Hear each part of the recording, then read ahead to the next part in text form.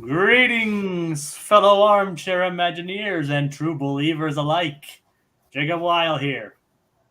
And Blue Dragon 5. Yeah, and Rohith Dar. yeah, tonight. We are here for a long overdue spoilercast for none other than the one and only Marvel's Spider-Man 2.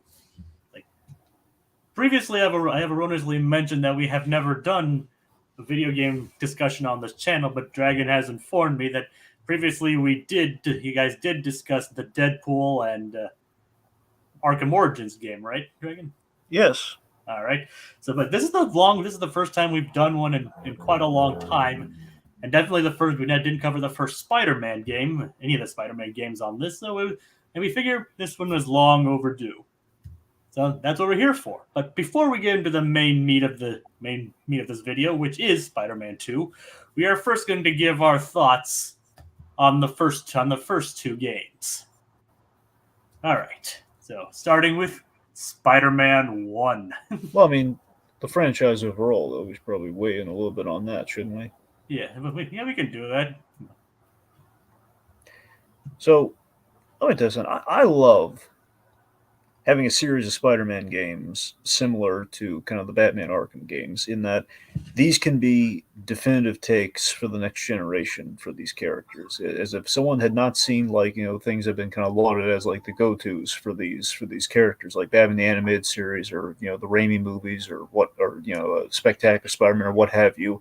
If this was the first time they were seeing these characters, they'd be in pretty good shape.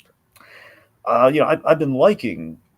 I mean, in recent years with other things, like for example, like Spider-Man Life Story or Lego Batman or what have you, I've been liking the approaches to these ongoing heroes, like of course classically Batman, Spider-Man, where what do we do after we've had decades with these characters? And we've essentially, at first glance, we've kind of told all the stories that can be told. But what we've been doing, and kind of through these games as well, is like we've looked through the history and we've readapted and reincorporated, knowing what we know now. What we've grown up with. We've kind of applied like the modern storytelling to the classic stories, the classic tales that were we know like the back of our hands, but we've kind of like add a little fresh, kind of like a fun, nostalgic kind of like feel to it. But in the way we've been telling these stories, it keeps you guessing because you know what happens if you're a lifer. If you're a new audience, it's completely fresh, and if you're along for the ride like for ages, it's like,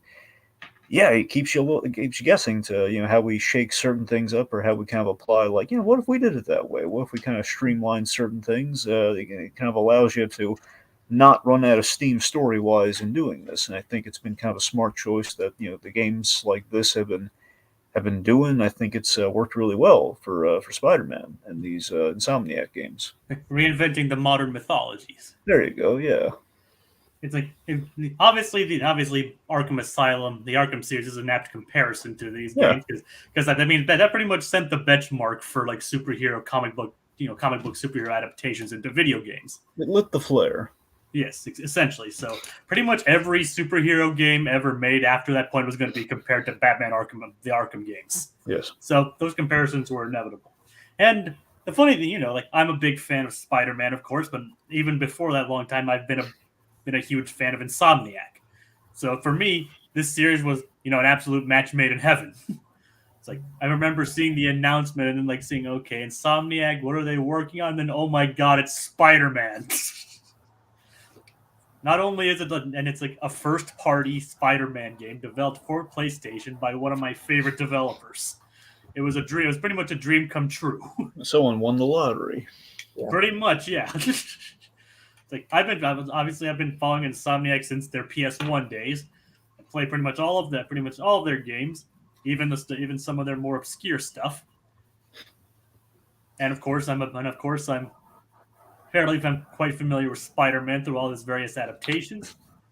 And when I was also familiar with Yuri Lowenthal's work.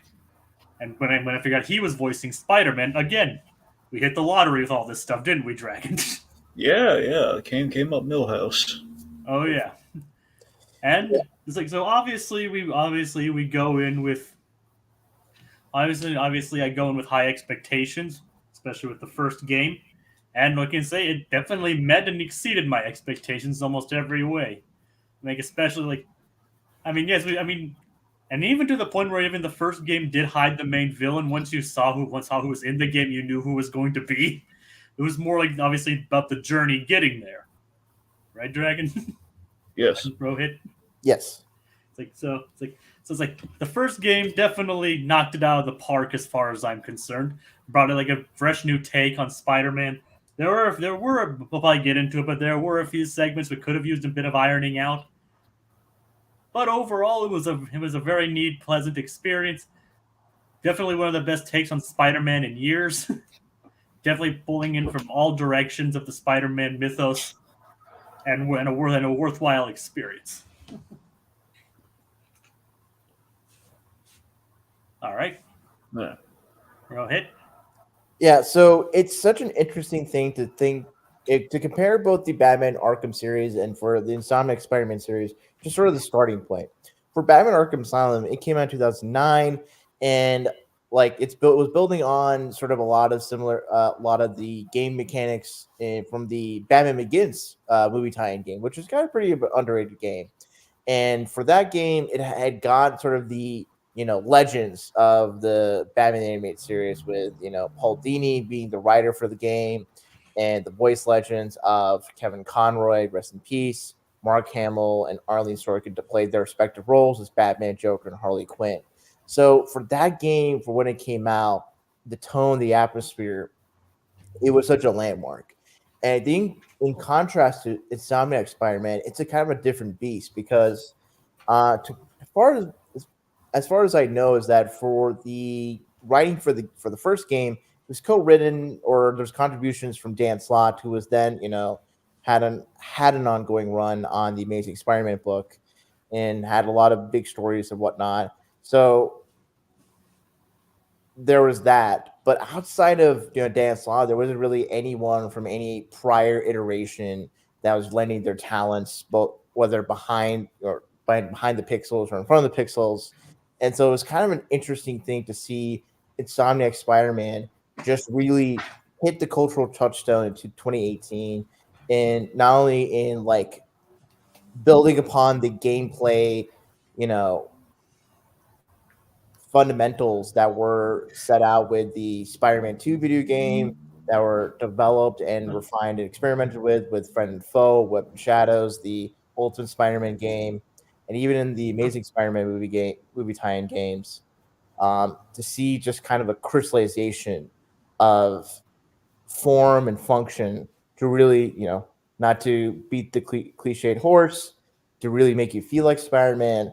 And with the way the story opens, the cutscenes, the voice acting, just the level of the story on sort of the main, big arc level and the side missions, it really coalesced to giving you a story of Spider-Man that could not fit in any other medium.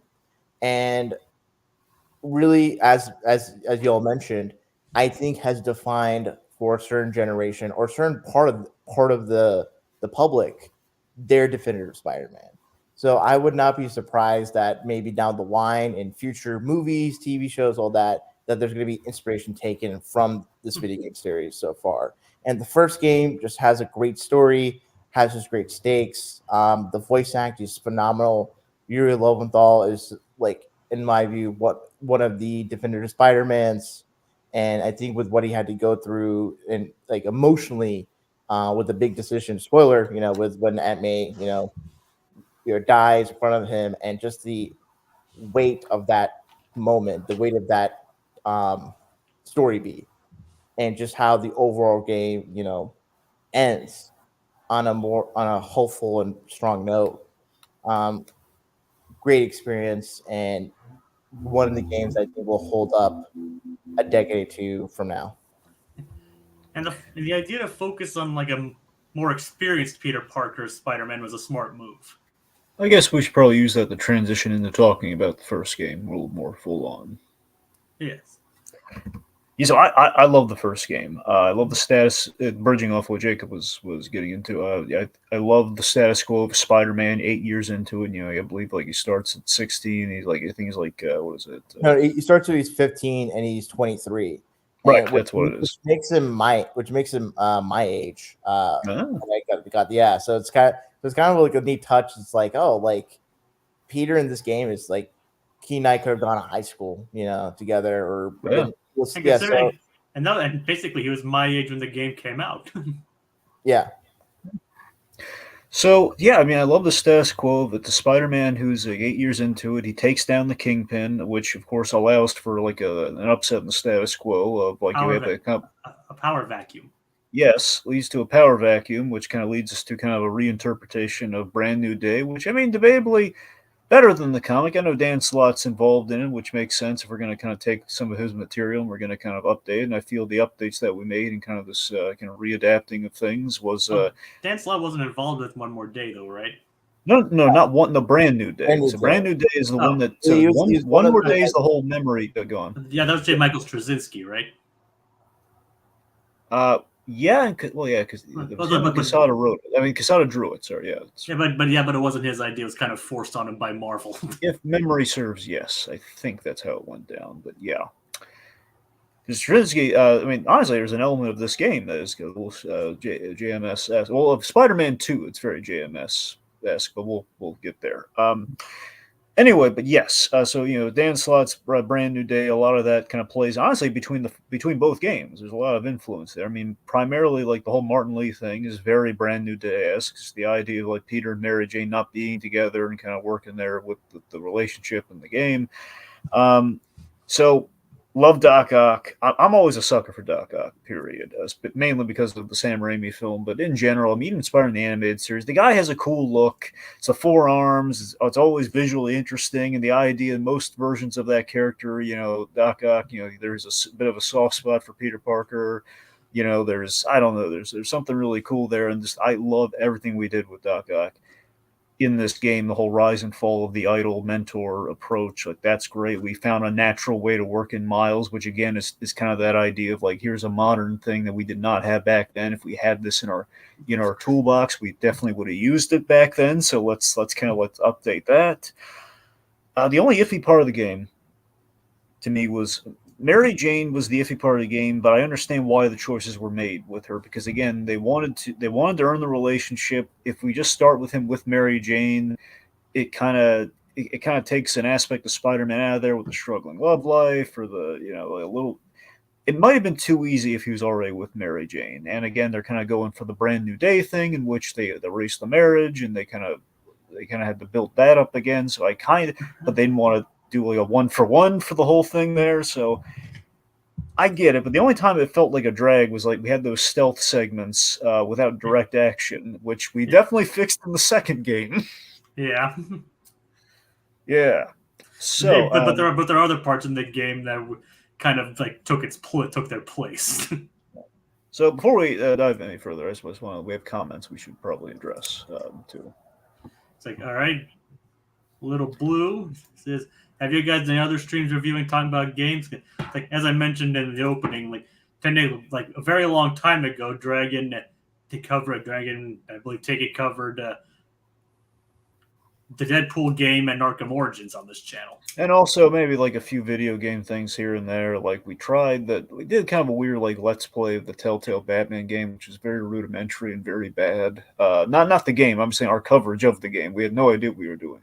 And we still don't have an idea what we're doing for like a Let's Play sort of thing, which is why we don't do any more of those. Would be an interesting experiment to try down the line, though. Yeah, but we need like someone who actually knows what they're doing with like streaming a game, and then we have like rights, and like YouTube would probably come after it's a whole thing. Anyway, what else we got? Spider-Man defeated Kingpin. Daredevil must be jealous. Oh, so jealous, I'm sure. It's like an Insomniac Daredevil game probably would be pretty cool. Yeah, it would be really cool. Oh, honestly, in universe, that'd be amazing because you'd have like Kingpin in jail and Daredevil has to deal with that. Yeah. What's interesting about the way this game opens, I really appreciate like how the direction of it. There's been a lot of discourse and discussion about video games becoming cinematic, and this is especially even doubly so in the past, I would say 5 or 10 years. And with the way that the game first opens, with like the spider kind of just like zipping down, and the camera pan to reveal sort of like without even a word of dialogue, you get a sense for Peter's like state of life. Yeah, what the day to day is like for him. Yeah, and that's just really quality direction, and I appreciated that because then it's like Peter's waking up, he gets like the phone notification, he gets toast, he sees a unpaid rent due, and just jumps out. Tells you everything you need to know about the character and what he's all about. And the music when it plays and you get to swing, it's just like press R2 to swing is like one of the greatest button prompts of all time. oh yeah. Yeah. It's like, I mean, it's just simple. It says R2 swing, and it's just like, hell yeah. Well, yeah. Again, I can't undersell how great an idea it is where you have the Kingpin in that game and him warning that essentially there's going to be a power vacuum. He's very confident as to what's going to happen, and lo and behold, the only regret I have, and I wonder if the third game will pay this off or not, if we're going to like check back in with the Kingpin like gloating over Spider-Man, which is the one thing that felt like it was kind of missing in that first game. But again, maybe with a point. Kind of Kingpin's "I told you so" moment. Yep. We don't get to see much of the Kingpin in either 2 or either Miles Morales or 2. Yeah, we don't need to, which is kind of great about that. Where again, his Miles Morales, the big struggle with Miles is that again, there's Spider-Man. You don't want to just like him having to ride Peter Parker's coattails the whole time, which is what the game's kind of found a way around. Mm-hmm. All right, let's see. I'm sorry, Rohith, did you have anything else you wanted to really get in about the first game? Should we talk a little more about Doc Ock, or you want to? The first game, what I really appreciate about it is that for the Arkham games, for as much as I love them, the thing that's always kind of felt a little lacking, is that when you get to play as Batman, you don't get to play as Batman doing just regular Batman stuff in Gotham City. In like the first game, you're in a closed location, Arkham Asylum. In the second game, you're in a part of Gotham City that's closed off, and then you play in Gotham City, but it's like all abandoned because of the Scarecrow terrorist attack. And it's like I get to be a superhero, like saving the day, fighting criminals, all that stuff, and that's friendly knit with Spider-Man. Yeah, and I really appreciated that because I think sort of the fantasy, when you're playing a video game, it's like, okay, you have your main big bosses, you're fighting the big villains, but the day-to-day stuff where you have to like, stop like a getaway car or save a person's about to be mugged by a bunch of thieves or whatnot. Mm-hmm. Like it sells the point about how for Peter and just being a Spider-Man, you do everything as a hero. It is really appealing that you get to be the hero and you get to save people, which for me is what I love about superheroes. Period, is them saving people. So that is a really, it's a real vicarious nature to that with the game. And as I just said with Rohith, it's like you get to be the friendly neighborhood Spider-Man. In that yes. Game.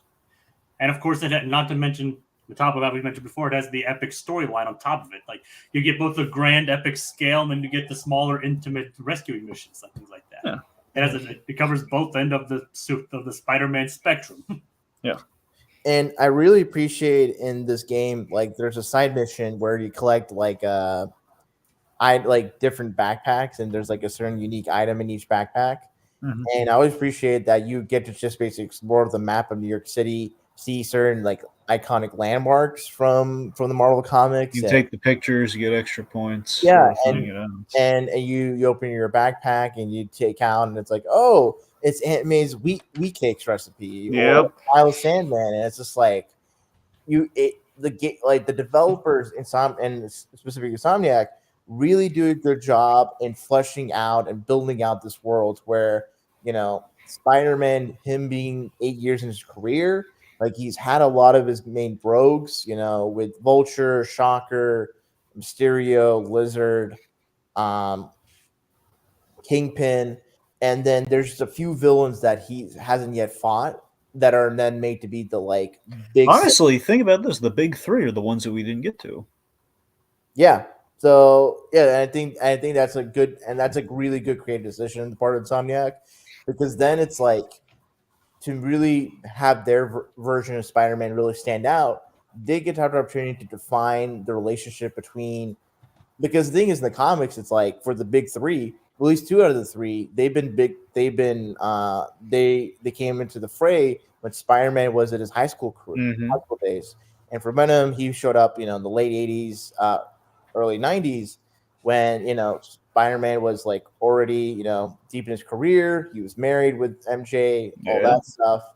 And so with this, it's like, okay, he's not a kid, but he's not like a full grown up. And so you can kind of have a coming of age story that doesn't retread, okay, this is a teenager that's trying to learn how to adult. It's like, no, this is a guy who's an adult that's still learning to, he's kind of in a bit of a transitory period. And I think, like, with the way this game begins and ends, Peter really grows and shows a capability and wisdom that most people would not possess without having to go through the circumstances he's gone through prior to this game and in this game. Yeah. And of course, the formation of the Sinister Six. Yeah. Yeah. It's kind of interesting how the first game, like, really built up the Sinister Six. Like these classic villains, they're breaking out of prison. If you're going to have multiple Spider-Man villains, you need at least 6 of them. Yes, at a minimum. And it is, and even then, it is an interesting take on the Sinister Six. Some of the usual members were not in this and were replaced by some other ones. Yeah. Only for a majority of them to, spoiler, be killed in 2. Yeah, I don't think a lot of us saw that one coming, but yeah. What I appreciate also with this game is that it has such a great iconic score. Like, if you ask people what's the Spider-Man Insomniac score, you have a very strong idea what it is. And I mean, and speaking of Daredevil, the same guy composed Daredevil. Yeah. And what and what's also really good about this game, and especially for Spider-Man, for Miles Morales, Spider-Man 2, it has a really, like, I think one of the sort of the tenets that people bring about when talk about Spider-Man comics is that Spider-Man is a great character, is great rogues gallery and whatnot, but he also has a really great supporting cast, like whether it be people in his personal life, whether it be people in the Daily Bugle and whatnot. And a lot of times for, like, most adaptions, there isn't really as much of an emphasis on the supporting cast. Say, for example, like Spectacular Spider-Man and like the Raimi movies. The supporting cast is kind of like more of an afterthought. Like, other characters pop up and say stuff, but you don't feel, but it doesn't feel like in the comics where, like, Peter's having the time to spend and interact and form relationships or deepen relationships with certain characters. In this game, and then going forward, you really feel like you're not just Spider-Man, but you're also Peter Parker. His relationship with Aunt May, his relationship with MJ, his relationship with Kirk Connors, it's like you, and also with Yuri Watanabe, you really get the sense that for Spider-Man to do what he does, the people that he considers and that he thinks about the most when he's saving everyday people, those are the people he cares about. That, once he takes the mask off and just lets him be himself, that's the people he wants to keep safe and make sure they're okay. And this game does a really good job with the writing and the voice acting to make Peter feel like an adult that has, like, mature and deep relationships with the people around him. All right. Okay, and of course the final boss is amazing. Final boss fight against Doc Ock. Or superior, depending on who you ask, but yes. Ultimate, maybe? Nah, not ultimate. All right. But yes, of course, your Lowenthal's performance. Like probably the best delivery is like, you knew?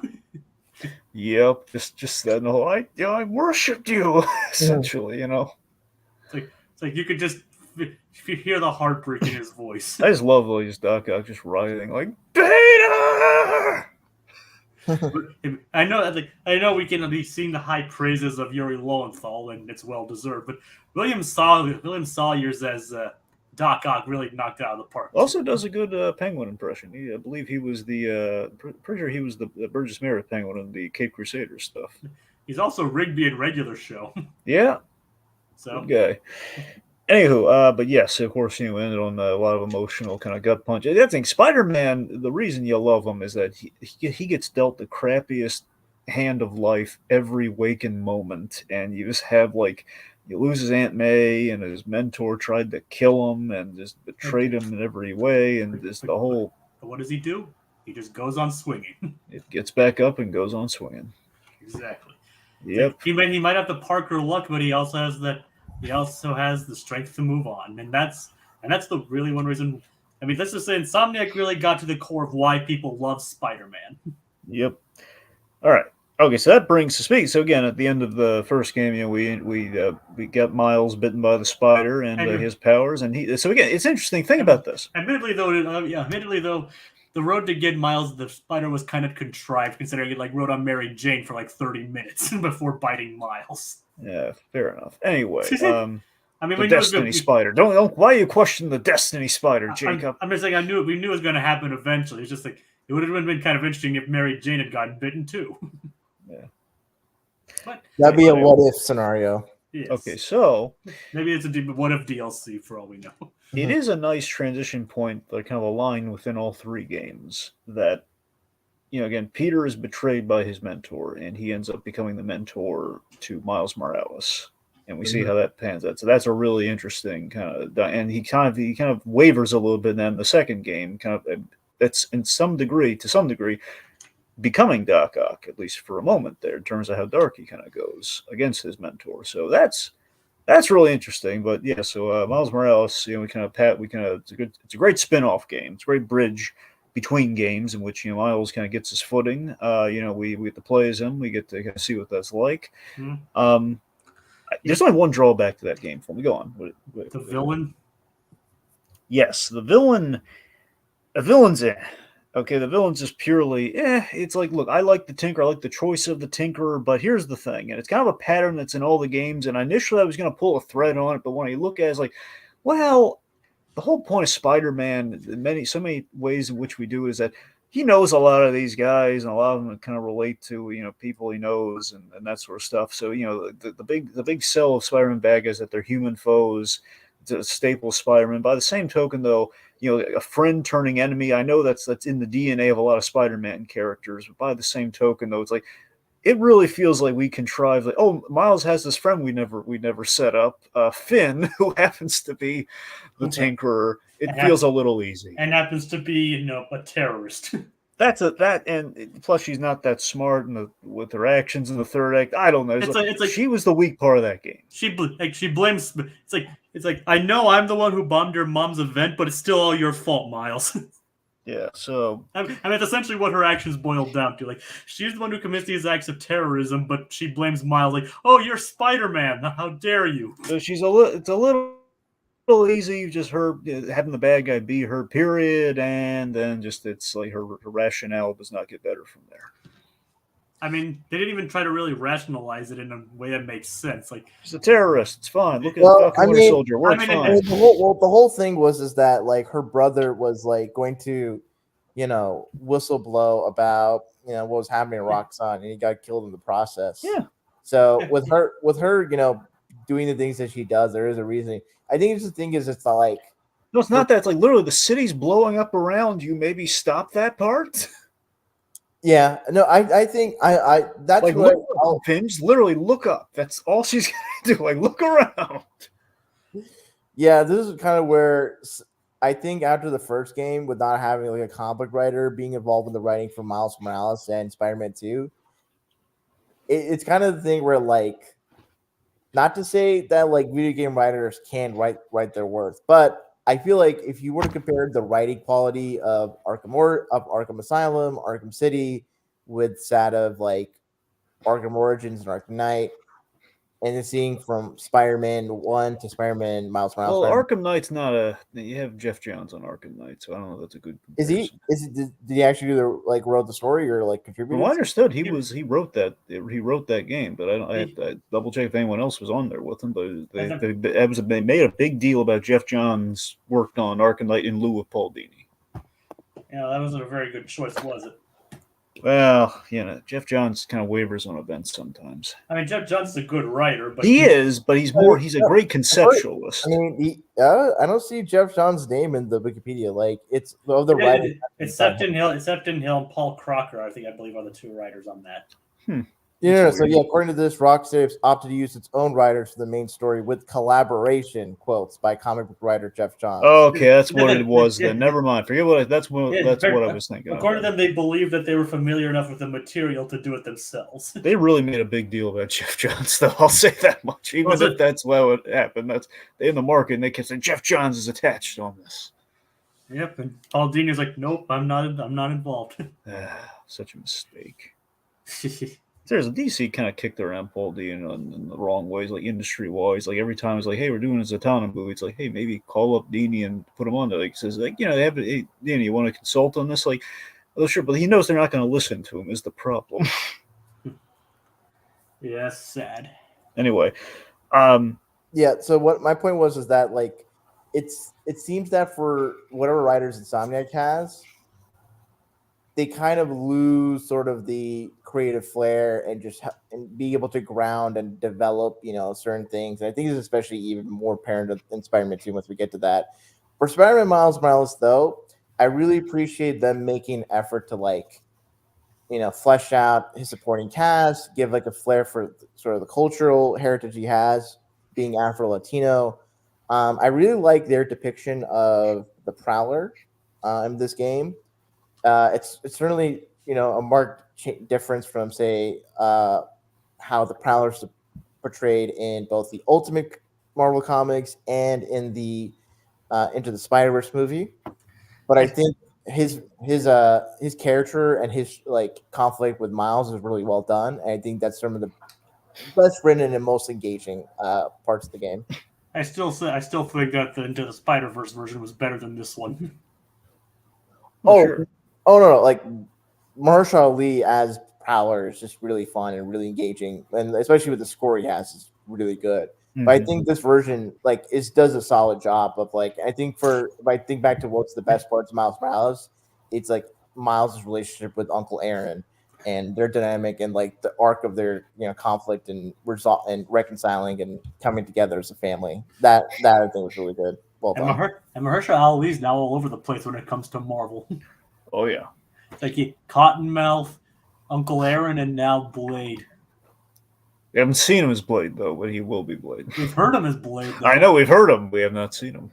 Seriously, one of the dumbest ideas. Like, okay, we're gonna hear Mahershala Ali as Blade. We're not gonna see him though.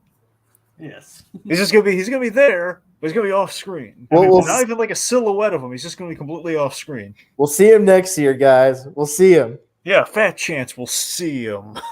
Yes, its movie comes out next. We'll see him. We'll see him in a reflection. That's what we're gonna do. And you know why? Because we're not gonna see him. We're gonna hear him though. Dragon, have faith. When we see the trailer for Blade come out sometime early next year, you mark your words. No, what they're gonna say is like it's gonna be completely in dark silhouette because we have a stand-in for Blade, but we're gonna hear Mahershala Ali. There's gonna be a stand-in for him. Dragon's a bit salty. No. Look, I love Mahershala Ali. And I'd love to see him as Blade. I just hope we get to see him as Blade this time. Yep. Anywho, so I guess that brings us to the big main event here. We have some comments. I guess, Jacob, do you want to save the comments? Or you want to read them, or what do you want to do? I'll read the comments. It's like Lucas Green says, I don't own the game, but I know of everything that happens. Yeah, I mean that's fair. I mean. Don't have to play these games, but you can watch the stories, and the stories are good to watch. You don't have to play the games, but it helps. Yep. Is the game called Spider-Man 2 has two Spider-Man, or is it called that because it's a sequel? Well, I mean, mainly because it's a sequel, but primarily... At some level, I mean, come on. It's basically an arc number, as it's called. Yeah. Mm-hmm. I'd say the first game is a more simplistic plot, whereas this game, I felt personally, they were really pushing the symbiote invasion at the end. I believe Venom alone was enough after Kraven. That's fair. That's a fair assessment, I guess. I have a theory as to what went on there, but I think we'll build to that a little bit. I mean, and keep in mind, like more, and something that video game writers a lot of time need to learn: more complex does not necessarily mean a better plot. Yeah, plus there's also like a mandate of game mechanics too, so maybe there's a little bit of that breathing down their necks sometimes. It's like I know, but a lot of, I mean, heck, just writers in general need to realize a more complex plot does not mean it's a better plot. True.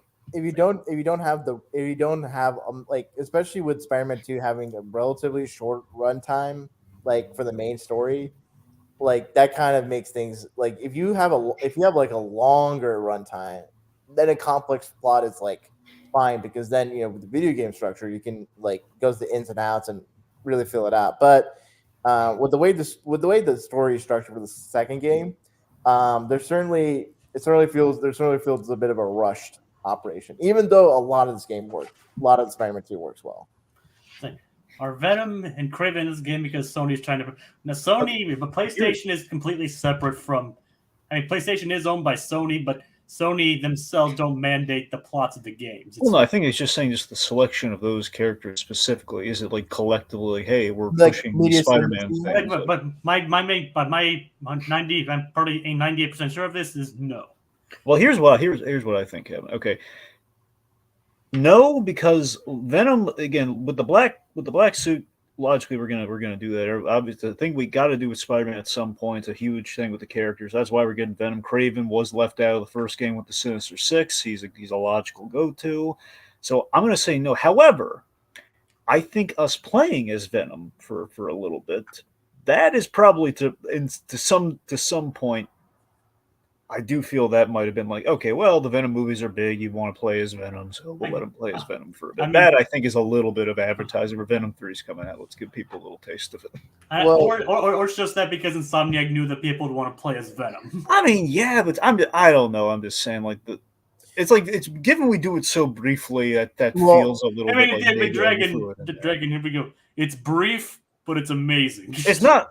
I'm not complaining. I'm just saying that is like, I think giving credence to what he's saying. That's the closest I'll give him. Is like, yeah, maybe that was a little bit like throwing some people a Venom bone. In fairness, so the first game came out in 2018, and typically the production cycle or the whole development cycle for a game is like 4 or 5 years, give or take. So I think when the game was starting to be developed, like, it was around the time of it was like the Andrew Garfield second Spider-Man movie come out in 2014, and then 2 or 3 years later, you have like Tom Holland Spider-Man in Civil War and Homecoming. So I think there's just probably the things where it's like, okay, we're creating a certain story, and the Black Symbiote is such a big story in the comics. Let's do what they're too afraid to do in the movies, right? Let's do that. Well, I think part of it's just that, like for the symbiote, there is some interesting idea to have that be its own game, the whole story arc. Mm-hmm. And I think the way the first game is structured, you want to establish the initial status quo. It's like, hey, this is Peter as just your regular, full peak Spider-Man that goes through what he goes through. And the second game, I think, since Empire Strikes Back has come out, we always had this kind of this like expectation that in a trilogy, the second like entry in said trilogy will be the darkest one. Mm-hmm. That plays the game or the movie or what have you, that takes our characters in the darkest corner, in the darkest places, or in the most deeply emotionally resonant places. Yeah. So for the first game being as it was, and the Miles Morales kind of being like a side adventure that like develops Miles' story. And then for both Peter and Miles are at the beginning of Spider-Man 2, and where they go throughout this game, they're at their most like emotionally taxed with the things that they had to experience and having to deal with from the end of the first game. All right, some more comments. Are you guys happy we didn't have any Brock as Venom? I mean, to be fair, this isn't the first time we've had Harry Osborn as Venom, but yes, it was definitely nice to see a different take on Venom. I have thoughts about that we can discuss. Yeah, me too. I have. Yeah, I think I have a feeling he and I might be simpatico. Maybe we're not. I don't know. We'll get there. Like Warp Monarch is kind of funny. I consider this to be an actual Spider-Man movie. Yeah. All right, speaks to quality. And I'm not gonna I'm not going to dignify the response. He has the most recent comment with the highlight, but I will say Morbius as a villain would be pretty cool in the next game. All right. So I guess to break things out in somewhat a linear fashion, just to kind of like bullet point to some of like the cool thing. Like for example, you have with the opening with the Sandman is a really nice way to open things up because one, I love the nod to JMS Spider-Man with progression of Peter Parker as a teacher, which is kind of like what we did in like the JMS Romita Jr. run. Mhm. And the idea that it's like but the Parker luck kind of cost him the job. You have a really good excuse for him and Miles to be at school together. I mean, I love how that all works. And interrupted by the Sandman, we get the Sandman as somewhat of a nod to okay, we're doing primarily a Venom story here, but kind of like Spider-Man 3, we found a way to work in the Sandman and the daughter angle. So Yeah, Flint Marco's daughter. Yeah, but I think a lot better executed here than that movie. Did he have a daughter and other stuff too? No, just I'm pretty sure that was like if they did the daughter thing, it was probably after the movie they were tying it into that. I don't think did he? Rohith, do you recall? I wouldn't be surprised if the animated series did that because a lot of like non-comic Spider-Man media take a lot of inspiration or story beats from the animated series. This Sandman was never in Spider-Man the animated series. Yeah, there's Hydro Man. Wait, Sandman was never in Spider-Man? Which okay, you're talking about the '90s Spider-Man, right? He was never in the '90s Spider-Man. I think they wanted to use him, but they used Hydro Man in his place. Yeah, they used Hydro Man instead. He was not in that series at all. Dude, that just like he was in Spectacular, you will know, but he was not in that. Yeah. Oh my god. The Clance. that blows my mind. What are you talking? Wait, Jay, what did you just say? It's like wait, who voiced like his John DiMaggio? No, yeah, not John DiMaggio. Clancy was the Rhino, right? Yeah. Wasn't Clancy George Stacy? Yeah, he was also George. Yeah, multiple. Same thing. DiMaggio was also Hammerhead, I think. So it was kind of multiple. Oh, that's man. Hydro Man was used instead because Sandman's going to be in James Cameron's film. Oh god. Yeah. Didn't prevent Doc Ock from showing up. That's Doc Ock's kind of like it's sort of like a too big to fail sort of thing. We can use Doc Ock. Forget the embargo. We can use Doc Ock. Yeah. Like Doc Ock's too like iconic of a villain. Yeah, actually, so the villain, so Electro, I don't know if you remember this. So Electro was barred, and then at a certain point, they added him in, but in a really weird way towards where he's the like very last season. He was like son of the Red Skull. Yeah. Yeah. At least Red Skull was German, not Italian, like the '90s direct-to-video capture movie. And was have Craven and Chameleon always been brothers? Yeah. Yes. Okay. Because I know they did that in the original animated series and in this game. Well, in the animated series, they didn't really explicitly say they were brothers. No, they never said they were brothers in the animated series, but they're saying in the comics they're brothers, and that's why they did it here. So I could have sworn they did something like that in the animated series. I don't know if they might have alluded to it in Spectacular, but I don't think they explicitly said it. But yeah. All right, and I don't know where I can watch Spectacular anymore. I know it's on. Anyway, let's not get into it. Okay, go. What you got? Right. Well, for Spectacular, I think you can still watch it on. Although, I did buy it on Amazon, so I could watch it there. Yeah, if you haven't bought Spectacular Spider-Man, I would check probably either Disney Plus, Netflix, and it's not on Disney Plus anymore. Is the point? They axed it unceremoniously. Well, That's the whole gag there. It was on Netflix, and then like, hey, Disney's got it. No, not anymore. Now it's nowhere. Oh man, folks, just buy they had the complete series on DVD and Blu-ray. Just buy that, okay? It's a great series. Buy it. Yeah, and you'll always have it. They can't take it away from you. It's like the one Spider-Man series officially got released. Get it. Mm-hmm. I know the MTV one got released too, but just focus on Spectacular. Yeah. Anyway, so the point is the Sandman opening, good way to establish status quo, a little bit of a Raimi nod. We have the Seed of Consequence, which is, again, Parker Luck, which I like that we kind of seed that Peter might be a little really bummed out about this, and we're kind of like laying the light. It's not an angry seed, but it's a seed of like, he's getting a little frustrated in life here, which maybe something could grow from that of like, I keep doing all this good, and what happens? It just gets things don't go well for him. Parker luck. Exactly, but I like that he really cared about this, and we took something away. Initially, we reward him with the Emily May thing, and then it kind of goes from there. Basically it all comes down to with great power there must also come great responsibility. Also, we give him the web wings, the underarm webbing wing thing, which is a really cool mechanic to add to this game, which is a nod to the original '60s look. Which though, I mean, kind of like ruins the whole point of being Spider-Man. Well, I mean, he can still, I don't know. Look, it bothers me in the game we can only glide for such a short time, but it is kind of like, well, if you could glide, you can't glide forever. So, I mean, I guess it makes sense. So, also, like you're not really Spider-Man if you can't swing. You don't. Yeah. But in regards to the opening of the game, I love Insomniac just flexing. It's like SD card and just like the cinematic where you just jump across the town to go after Sandman, and like the whole set piece is just like top level gaming. It's a good whammo action sequence, and again, I like that each of these games kind of opens like this. We have an opening boss battle for all these games. We had Kingpin, we had Rhino, and Miles Morales, and now we have Sandman. Oh yeah.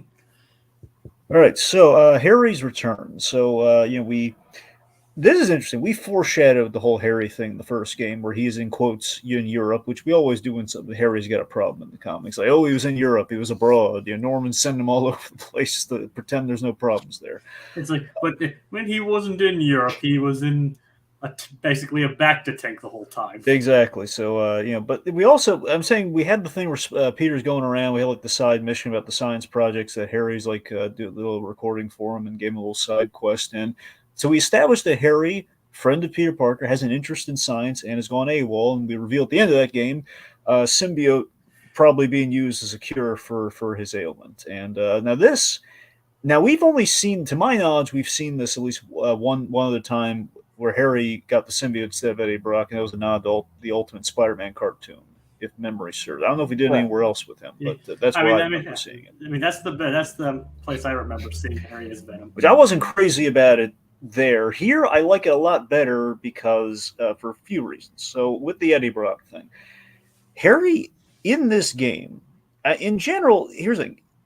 I love Eddie Brock usually, but for the story that we're telling, Harry makes a lot more sense than Eddie Brock if you want it to be someone close to Peter Parker instead of like being a rival. Okay, a rival we have to introduce and this be a really negative thing unless you. But here, if we do a thing where who's someone who's going to care about Peter, and if Peter kind of betrays them, they're going to be really hurt, and that might turn to something really dark for them.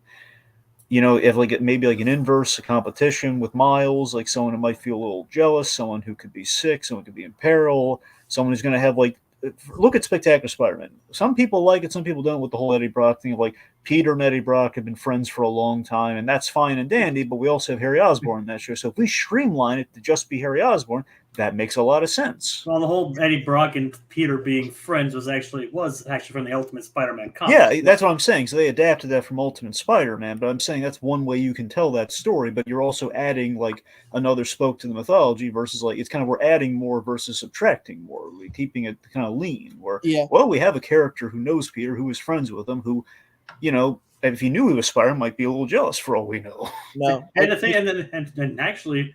In this game, Harry actually finds out pretty early that Peter's Spider-Man. Yeah. Which is actually kind of surprising, and he actually joins him as Agent Venom. Yeah, I know. Which I did not see that part coming. I didn't see. Oh God, we did Agent Venom.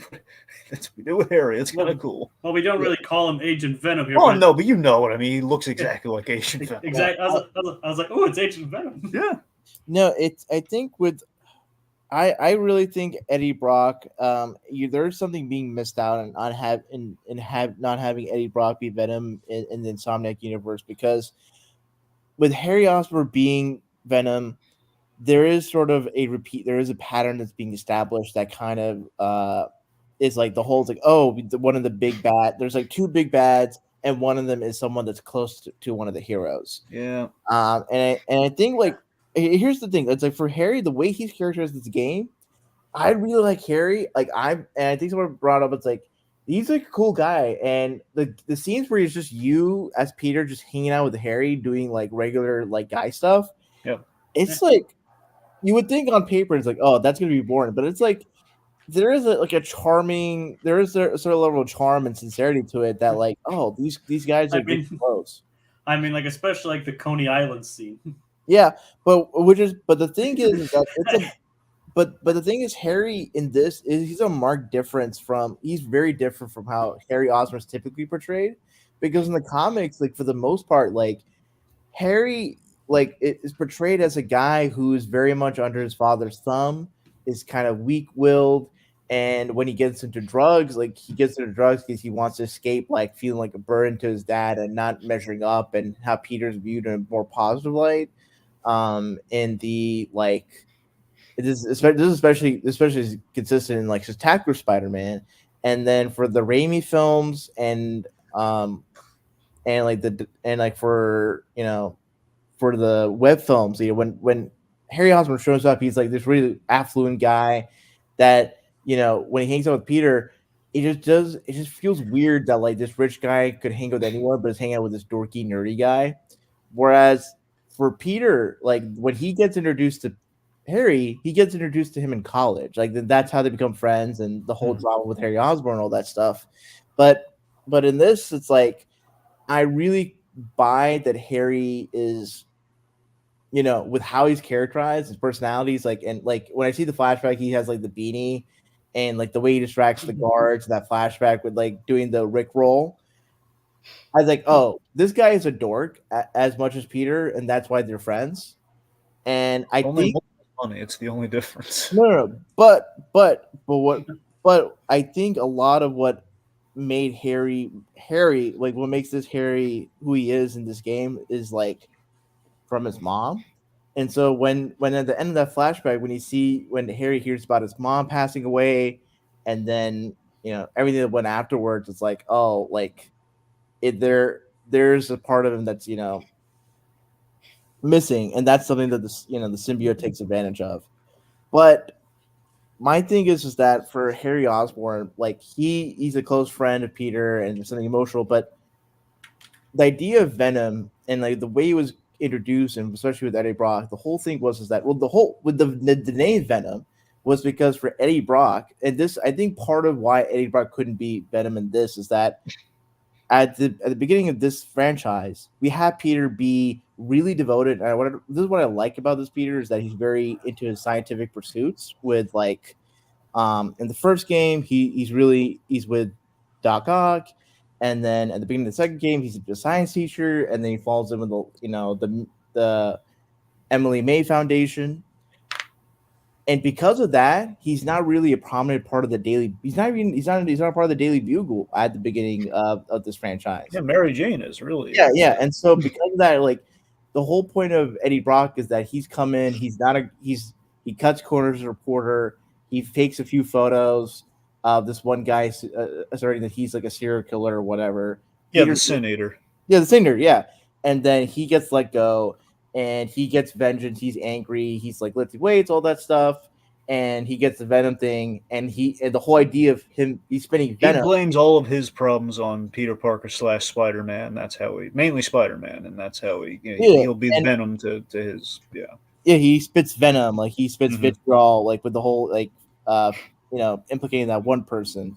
But and then after that's done, when Eddie Brock comes back as Venom, especially in the Donny Cates run, is that he has this expanded mythology. This expanded mythology, mind you, that's being mined for this game.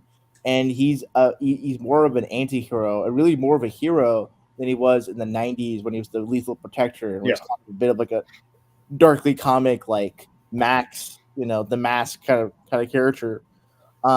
And I think for that, especially with this game's emphasis on redemption, on like having a second chance for some villains, there is sort of a missed opportunity. There's a missed opportunity in having Eddie Brock being someone that could have been maybe brought in as like an antagonist to MJ or Peter. Maybe he could have been like working with Doc Ock alongside Peter. and you could have had this thing where it's like, Brock doesn't do necessarily the right thing, and then he just makes a ton of things that cost him. He's mad. He takes it out on other people, becomes Venom, and goes through this process where maybe Peter reaches to him, and then Eddie's able to get out of it. But with the way things are, it's like it would have had to be Harry. So How much do you think they had figured out after? Do you think they knew they were coming back for more games after the first one? Do you think it was like? Especially with that tease. That's what I'm saying. With the tease, do you think the tease was like a prayer that if this goes well, they'll want us back for more? Or do you think it was like, okay, we wanted? I think Yes. I do think. So yes, because I remember someone mentioned how one of the developers said that, like, for the first game, it's like, oh, why is the symbiote of the black suit not like one of the suits? And it's like, well, that's a story in and of itself that we want to explore. So they definitely had that in their mind to have Venom be one of the big bads for. Well, then they decided they wanted Harry in that suit from the beginning because of that teaser at the end. So that was a thing they chose from the very beginning. They wanted to make it Harry Osborn. Yeah, no, and I mean, and the fact that like Peter isn't part of the Daily Bugle at the start of the game, he's doing the scientific pursuits. Unless you have Eddie Brock been like a colleague of Peter working alongside Dr. Ock, like he was in Spectacular Spider-Man, that's one thing. But considering Eddie Brock is like more of a has been more of a journalist in more iterations than not, it probably was the case that they just went for someone else that was a Venom host. And I think what's interesting about for the Spider-Man games is that they don't take just inspiration from the comics. They take inspiration from the Raimi movies, the Web movies, a little bit of everything. Take a little yeah, of everything. Yeah. And so I think for certain decisions that fans may not be a fan of, it's like I think that's sort of part of the process is where they're trying to just take composites of each other iteration of the character, and I think. How you feel about other entries or other like Spider-Man franchise stuff, that your mileage could vary on like whether those great decisions are worthwhile in your view. Plus there's still aspect that the symbiote's still out there, so Venom could always come back. Yeah, and especially in light of the I don't know if you want to get into maybe less Venom, maybe a little bit more different character. Well, something could still happen. Well, I mean, I don't know if you want to get into the Insomniac leaks or what's been taught, or. I mean, I wasn't referring to the leaks, but I was just more talking about overall, like the aspects of the symbiote is still out there, so theoretically Venom could still return. Now, what I think someone pointed out was like, what's the reason for why he's called Venom in this? And it's like there's only like a reference to a vial, which is like VNM, and it's like the issue number where Venom appears. And someone actually made this interesting point when analyzing about this game is that, like in certain instances, in like medicine, Venom has been used to treat for certain illnesses, for therapeutic uses and treating certain diseases. Mm-hmm. So it could have been interesting that in Harry's mind, this symbiote is like a Venom that he's taken on to deal with the diseases that he's suffering. Also, remember, I mean, they were testing those spiders, weren't they? Yeah. In the first game, so I mean, possibly spider Venom. Well, I didn't think we had those Miles Morales spiders from somewhere, didn't we? And then to be fair though, they couldn't call them anything else outside of the universe. They couldn't call them anything else. It's also kind of funny though, and I like how this kind of factors into things by the end. Is that even though we in a world when we have Miles Morales and the whole Venom strike and everything, so we have that and we have the actual character Venom. So it's kind of funny. Yeah. All right, so here's something too with the whole Emily May Foundation. I really like that idea, and I think it's a more natural. I think it's a very natural way to get to kind of go kind of big kind of scientific corporation with Peter Parker than like Dan Slott with the whole Parker Industries thing. Or Horizon Labs. Yeah, sure. I mean that too, but I'm saying the idea of like eventually we'll just give them like the whole Parker Industry thing. It's this whole. But basically, you don't want to make things too successful for Peter, and you want to make things a little more believable. Okay, so Harry has the money in the capital, and he basically kind of did like a nice gesture and kind of a co-op kind of startup sort of thing. And it was a good way to bring back the scientific mini games from the first game. Yeah, that too. Yeah. I mean, no, I think the first game's mini games were a bit more fun. Sure. All right. Let's see. So Cravens. Let's talk about Craven. Craven was pretty fun. I still love like the big T. I think we see the clip in the game too. Like we have that little trailer where it's like Craven hunting his own men, and I love the fact there's like a little guy that looks like, oh, that could be Craven. Then you have like, no, this guy's Craven, this bigger guy. It's like, that's not Craven. This is Craven. Exactly. So I just love the idea like, man, that guy looks like kind of a grounded version of Craven. Like, no, we're going full Craven, man. That's like the actual guy. It's like he's big, muscular. He's Russian, and he's like, oh yeah, that's Craven. Man, he even has like the pelts over him. Like, oh yeah, with the lion and everything. It's like, okay, he's the guy. Like, oh yeah, that's him. It's like, why can't that Aaron Taylor Johnson movie take notes? Like, that's Craven. And speaking of like bringing in stuff from comics, definitely aspects of Craven's Last Hunt here. Mm-hmm. Oh, there's gobs of it. Yeah, the way Craven is characterized in this game is just like he is probably one of the best villains like in this franchise, but bar none. His voice performance, Jim Perry. Jim Perry, the way like the camera just focuses on him and like the music, he is like just like a menace. Like you like just stand at attention. He's a menace. No, oh man. The way like I really appreciate that, like, even though he has like goons and henchmen and whatnot, to like for they all believe the henchmen. They all believe in the cause. Right? Yeah, he has sort of his crew. It still feels like Craven is like hunting alone. Like they're just kind of facilitating the grounds and whatnot. But Craven could really take down. And like this, we might get into this discussion, Dragon. How do you feel about Craven killing off a lot of the villains off screen?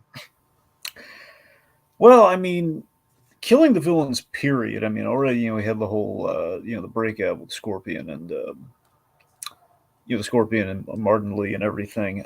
It is weird that we killed them. Just we learned that the rest of them have been killed. One interesting thing, it's kind of a headcanon thing we don't really explicitly say, is that it really feels like we've incorporated the technology of the villains into his hunting gear, which I really like that idea because we have like the little reconnaissance vulture things, which clearly taking a page from the vulture, like those dogs that kind of like have like the little the dismantling waves. There's kind of shades of Electro and Shocker in there. Oh, I didn't think of that. That's a good. So I mean, I don't know which one in particular. Maybe it's a combination of both. I mean, they have like the electrical nets, and maybe the electrical net is Electro, and maybe that's like the Shocker. We don't really incorporate. We don't do enough with poisons and stuff. But then again, I forget if people get knocked out with anything, so maybe that's like them incorporating the Scorpion's stuff. But the point being, it really seems by the end of this game and the post-credit scene of this game, it really feels like there's like a third act of this story, and they're really trying to wrap it up, not barring any like Miles Morales spin-offs and stuff, which I mean, in theory they could do. Like the core Spider-Man story, it seems like they're going to give this an ending, and if they're doing that, and we have 8 years, we've already had 8 years established with these guys. We saw the majority of these guys in action in a big, memorable way in the first game, and aside from just repeat encounters, which is kind of what we got a taste of in the Miles Morales game with Rhino, there's not technically a whole lot we can do with them. I mean, in theory, for the story that they're telling, if they're going to like dedicate all this focus to like a big villain or like a big villain in their story, I kind of get the logic. Like Craven wants a big hunt and he wants to go after these guys, and Craven logically would not leave them alive. He doesn't want, and the whole reason behind Craven's is like he wants to go on a blaze of glory. Which is a really good idea for that character. So I mean, in this whole kill or be killed mentality of Craven the Hunter, with the whole like he's sick and he wants to go out on his own terms in the most sadistic, crazy, spectacular way possible. It's like he doesn't want to just die alone and die in a hospital bed or anything like that. Presumably, like his mother. It seems like they might have been traumatized by the death of his mother. Yeah, he wants to go. He wants to die in a glorious, basically gladiatorial battle, kind of like he basically go there and kill him, or have them kill each other to see who's number one, and then go up against them himself. So, I mean, by that logic, I think it does make sense to kill them off, at least in the vacuum of these games and what they're doing, and presumably if they close the loop on the third game. It feels like, yeah. Well, also, that would make sense. To add on to it, it's like if we're wanting Craven to be as intimidating and scary as he is, and his whole thing is that he hunts. If he doesn't get to kill a lot of what he hunts, we're It not also- really scared He of him. loses effectiveness. Yeah, It also kind of funny that majority of the ones he kills are actually based on animals. I do feel we should have seen him kill the other villains, though. I'll say that much. Like that, the fact that they killed off screen is kind of like a cheap move by Insomniac's part. That was, I mean, again, I wish we also made it explicitly clear that we were I mean- repurposing their stuff in the hunting. I mean- that also would have been a cool detail. I mean, it does. I mean, it would. I mean, at least like in a cutscene, and they're like, oh wait, they're killed. Like, okay, like how did he kill them? What did he do to kill them? How did They don't even get a cutscene. It's literally, it's like if you look at the cells, you click the little triangle button, like, oh, that's what happened to him. what would have been cool is like imagine you get a flashback and like or you get into like Craven's head and you get to play as Craven the Hunter killing all the Spider-Man villains. That'd be crazy. That would have been so cool. Yeah. I mean, we've already shown that it is possible. Yeah, we did. Because then it's like, oh man, I'm hunting, and then when you get the final kill, it's like you're both horrified, like, oh man, these villains are gonna kill, but and kind of get a bit of a rush. And another thing, like with his whole condition, they do kind of like put out a red herring that he could potentially become Venom too. Ah, that's a good point. And I mean, that's. I mean, because the Venom, this suit supposedly has healing properties and everything, so he could easily become it. So it could easily be attracted to Craven. So that's one of my favorite things we did with the incorporation, the pairing of the symbiote to Harry Osborn. Is that the whole moniker was they'll heal the world, and the symbiote does in fact have the whole healing shtick in which the symbiote's often drawn to people that are in need of power, in need of or on their last legs. Like traditionally, Eddie Brock usually has forms of cancer, and that usually is why he's kind of drawn to him. I mean, in most interpretations of the story, he's sick but doesn't know it.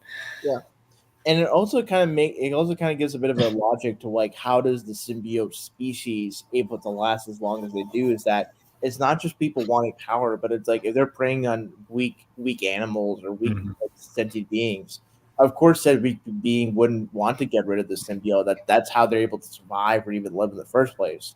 So I think like, and it kind of it furthers a bit of like a drug addiction metaphor. Although let's case less like you take this drug to have like a sense of euphoria, and more like you take this drug to deal with some pain, to ease the pain, and then you need more of it just to numb the pain, to survive. Yeah. All right. Except thankfully, most real life drugs don't turn you into that. Not yet. Not yet. True, but yeah, I mean, we all knew it was going to become Harry. I mean, Harry was going to become Venom, but having Craven be there and learning about his condition did kind of create an interesting wrinkle. Like, oh, maybe the Venom suit could go on to Craven. See, for me, my head didn't go there because I was thinking, okay, Craven's last hunt because he's sick and he's dying, and also it's a big thing of Craven. And we're going to get Spider-Man in the black suit. We get Spider-Man in the black suit, and that's what's going to. It was only like a minor possibility that I entertained I knew it was going to be like that anyway. Mainly Craven's last hunt, but think about it. Spider-Man. Insomniac has subverted expectations before when it came to Spider-Man stories. So here's a component I was really thrilled by in the storytelling. Miles Morales and Martin Lee. I love that we're having a little bit of parallels to Spider-Man 3 with the whole, going after Uncle Ben's killer, and just at the very least. In this case, he killed my dad. Yes, so it's the idea that in a story in which we're going to be testing Peter Parker, with kind of like some darker impulses, and on the flip side, you have to wonder what the heck are we going to do with Miles? So we gave Miles a really interesting thing here. Okay, we haven't really had him encounter Martin Lee since the first game, and even so, he wasn't able to fight the guy.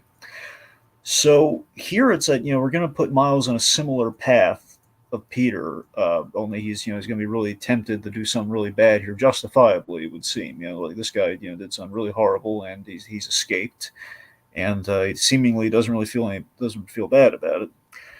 So just putting Miles in a position where he's going to go up against his father's killer and have this big, this big arc, this big epiphany, and that's good. That light is what's going to be the key to his mentor's salvation, like him saving his mentor by kind of like having gone through this experience and really kind of like pulling Peter Parker back from the ring. I love that from a storytelling perspective what we're doing there, and like I kind of see where they were going with, like, man, I really hope this goes where it does, and it did. It was great. I really wish for like honestly the way the story was for Miles and Martin Lee, I wish that was the main story for the Spider-Man Miles Morales game. Yeah. But again, I like putting it with like in comparison to the Black Suit though. Yeah.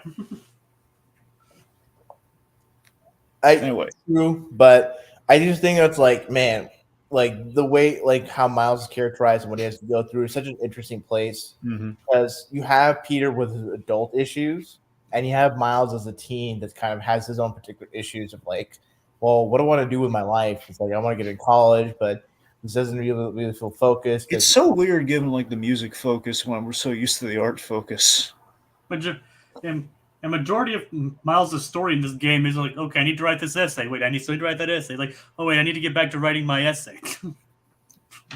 And there's a deleted cutscene that didn't make it into the final game where he's at a table and he's writing like crazy, and actually we reveal it's like a big fancy the.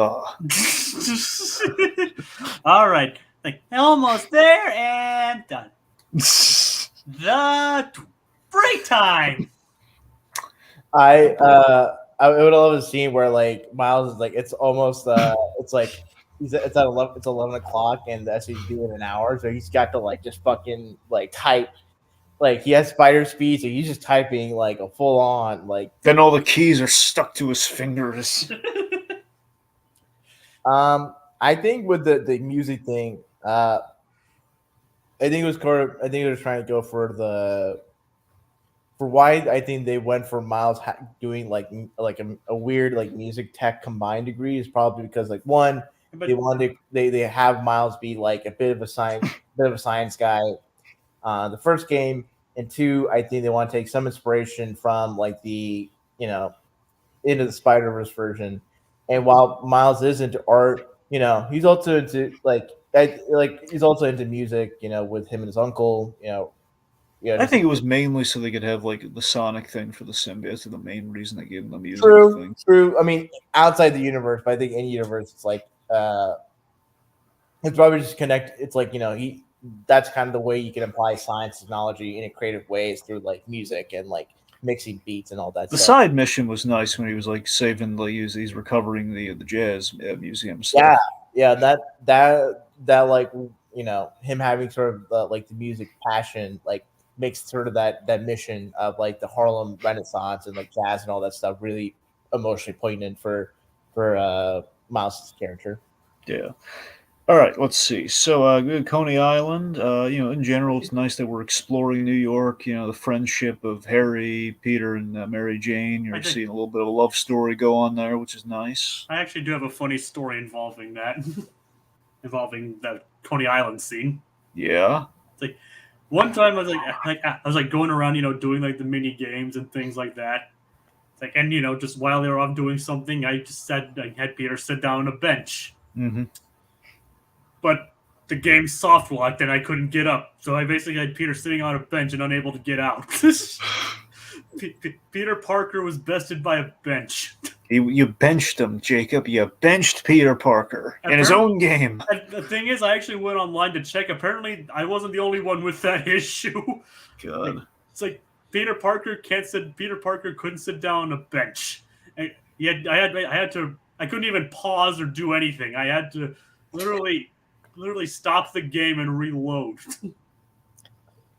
It's like I think they patched it though. Good. AAA gaming, folks. AAA gaming. And they still haven't added New Game Plus yet.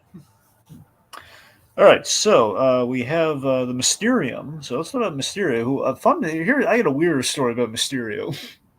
What's your shirt? I think I had a bowl of Mysterios for breakfast. I actually have a shirt that says that. I would like a shirt that says that. Well, okay, I'm sorry. No, it's a shirt with it. I got it for Far From Home, where it's basically it's Mysterios, and you have like Mysterio on the cereal box and everything. So it's kind of And I was like, I need that shirt. Anyway, so I noticed I had the most uncanny thing here. Mysterio resembles one of our associates. Connor? Oh god. Yes, right. It looks like Connor Nielsen, right? Oh my god. I was watching like, why does he look so much like Connor Nielsen? Yeah, right. That was the first thing that I thought of when I saw it. Man, is Connor something he wants? Is he the new Bruce Campbell? What's going on? Oh man, I bet you he got his phone blown up with text messages like, dude, you're in Spider-Man too. Do you think there's any chance that he actually did the model or something for that? No. Do you think there's any chance they reached out to him? No, or his brother? Remember, he's a twin. No, I think it's just like a coincidence. Yeah, a really. But it crazily looks like our pal Connor. I honestly, I've never seen Connor Nielsen, so. Well, he looks like Mysterio. Okay, you mean Quentin Beck? Well, you're right. Well, yeah, he doesn't look like a giant fishbowl. In this case, a fishbowl with a skull inside. But yes. Oh my god, Dragon, I'm so glad you pointed that out because I was also thinking the same. I was like, God, he looks so much like Connor, and the thing is, it's like his voice. It kind of sounds a bit. Little bit. That's what I'm saying because it's not like the hugely overly. It's a bit of like kind of like it was a more down to earth kind of Mysterio. So it's like I get kind of buy Connor saying some of this. Yeah. Oh man. If we ever get Connor on a spoiler, I keep trying to get Connor on the stuff, but he's always busy, or he hasn't seen the stuff. So there's a lot of roadblocks with Connor. But he wants to come back on. Oh no, I bet. God, if for Halloween this year, he needs to be Mysterio. He does. People will lose their minds. So anyone who's played the game's going to lose their minds if they see him without the helmet. All like, oh my god, it's Mysterio! If he goes to Burbank, he should visit Insomniac dressed as Mysterio. Oh god, they would freak out. They'd love him. Connor lives in Oregon, so he's not too far off from. Well, I mean, he's 2 states over, but you know what freak everyone out if Connor and his brother like dressed as Mysterio. Say like two of them are technically isn't Connor like. Oh, sorry, Connor's like a twin. Is he a triplet or is it just like the one brother looks like him? There's just a separate brother. I think he's just a twin. Okay, well, point being, like Connor and his twin show up both dressed as Mysterio. It's like a visual effect. Yeah. Oh, it's like you can see Quentin Beck and Mysterio in the same place. Yes. And Insomniac's like, wait, what? God, we're being overtaken. Life is imitating art. It's the end times. Here, be good. And then, oh God, it's wonderful. Yeah, like Jacob, are you when hearing the voice actor of Mysterio? It must have been somewhat familiar. Have you played Jedi Survivor yet? Yes. So you must have like clocked in who that voice actor was for Mysterio. Actually, I didn't. He's the voice actor who voiced Bodhi in Jedi Survivor. Oh, nice. But yeah, no, the Mysterio. I don't know if you want to talk about Mysterio for a second. It's like I really appreciated like the whole Mysterio. I have to say, the funny thing is, I actually saved a lot of the Mysteriums until the end game. Me too. Oh, really?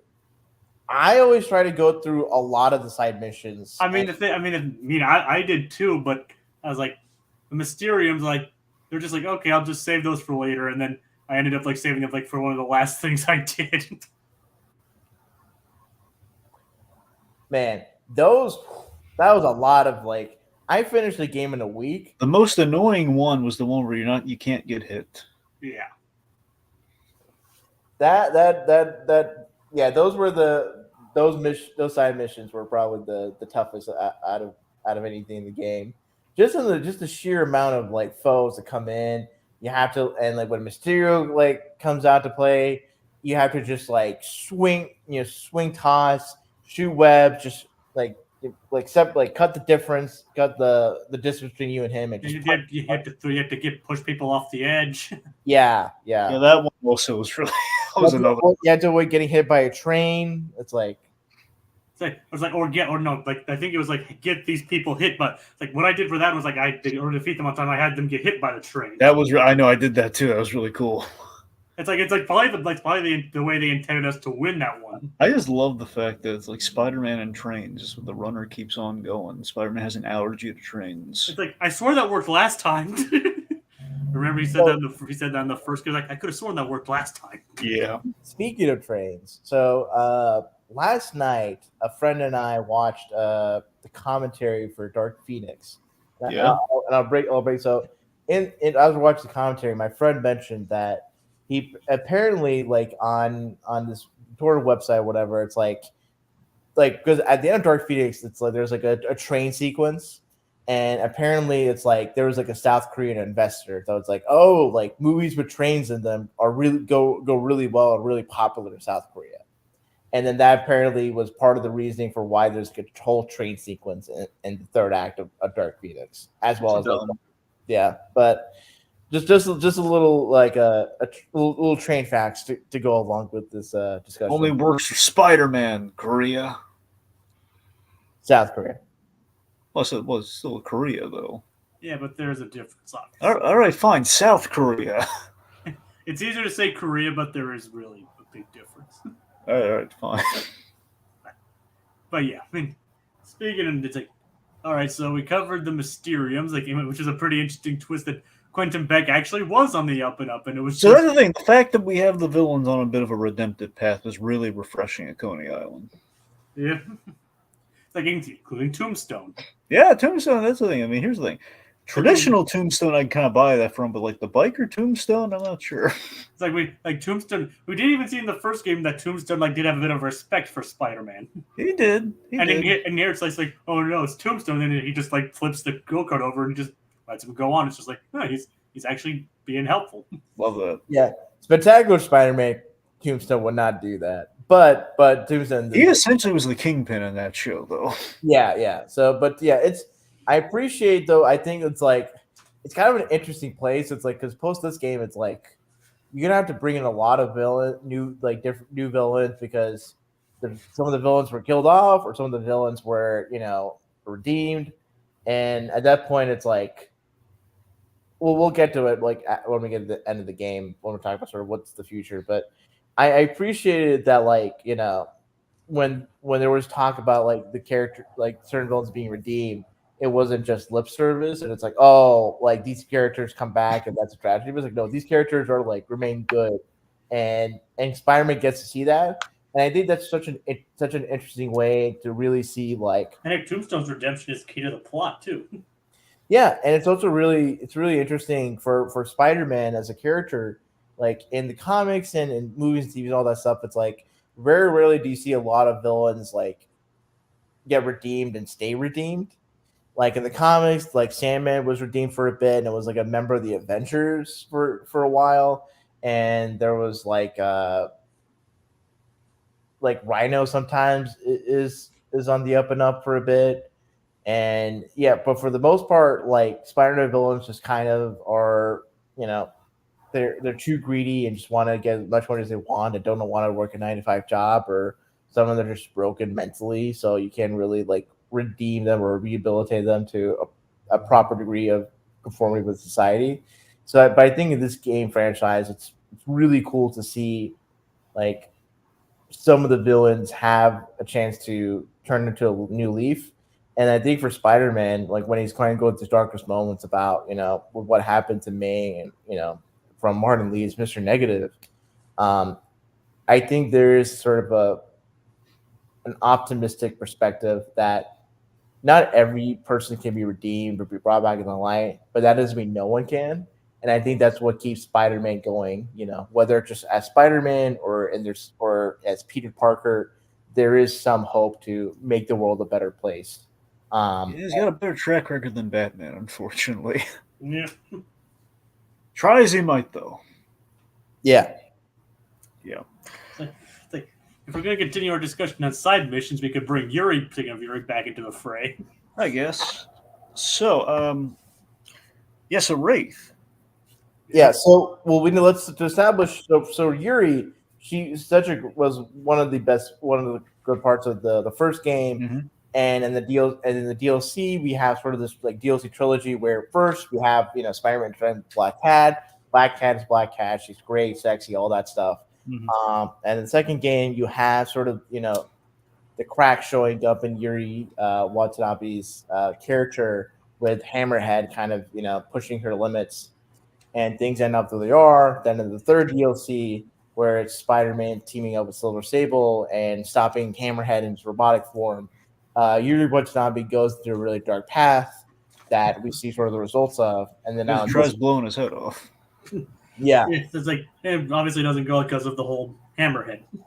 yeah, and then now in this game, she is fully formed as Wraith, a vigilante that is hunting down this cult group, and The Flame. yeah. Dragon, did you realize what was your reaction to figure out who the leader of the Flame was? I did love the reveal. Here's the thing, I swear to you, towards the because I suspected Molten Man with the flame thing, but then as I was getting closer, I was like, wait a minute, he's got red hair. Who do I know has red hair? And he's then- kind of skinny and he's kind of psychotic. And then the aliases, one of them mentioned. Mm-hmm. Cletus Cassidy. It's like I was like, didn't we tell you that you'd be interested, that you'd love for the reveal of that one? Yeah, it was a really good reveal. Like just the other day, Rohit and I were teasing that to Dragon. It was like we didn't reveal it to him because we were like making him guess, but we know he'd love who it was. Well, also there's another tease to it being Cletus Cassidy, because if you look into when you zoom in a certain section of the Flame Side mission, you'll zoom in on like this book that has all these prophecies and all that stuff. And when you see these like demonic figures or creatures, they all look like Carnage. It said the Crimson something. It was like that's what it was like the deity. Yeah, and you have like sort of the symbol that's prominent in all the like the Venom creatures. Yeah, so which is a nod to like Absolute Carnage from recent comics. Yeah, and like so the way he carries himself, the way he has a bit of like he doesn't have like a southern drawl, but he has a bit of a hint of it, I feel like. Yeah. Point being, we've set up that he's got some symbiote, and he's probably going to be coming back. Oh yeah. I got to admit, here's one thing with that side mission that does occur to me, and it's kind of one of the things with the game. And there's no real way around it, but it would have been really interesting. I know it would have been difficult for him, I guess, from like a predictive software kind of thing or what have you. But just the idea that there are two ways you can tell this story with him having the black suit, him not having the black suit, and because in general it's the idea, okay, what we're doing with this game and putting him in contrast with Yuri again is kind of what I was saying with the whole Miles Morales thing and how that pays off. Where it's like, okay, so you have Peter going through something a little similar to what Yuri is if he were in the black suit, or if he had the black suit and then he lost the black suit, so he's gone through the arc and then he's kind of seeing the light at the end of the tunnel, or if he's in the black suit, maybe he's going to be a little bit more on her side. And I guess what I'm saying is if we could somehow alter like how this DLC, sorry, not DLC, how the side mission goes with him with the black suit, it could have been like maybe like in the struggle, in the scuffle, the black suit goes into a cut, and that's how we get Carnage. Well, no, because it's like I think it's not unprecedented, because when I think to like Arkham Knight, like some of the side missions go differently if you do them before or after Batman reveals at the end of the world as Bruce Wayne. And like how certain characters like Hush or Riddler reacts to like to Bruce Wayne being Batman is with Riddler being in complete denial. Yeah. Or like Two-Face, his reaction to like Bruce Wayne being Batman is interesting. Yeah, so I guess with that in mind, it kind of, I don't know. It's that, but also the idea again, if you were in the black suit during that, you might not need like the thing of symbiote, and that's how he would get it in him. I mean, stopping these guys very casually, he gives this guy a lot more power to become like the deity he's like praying to. Mm-hmm. I don't know.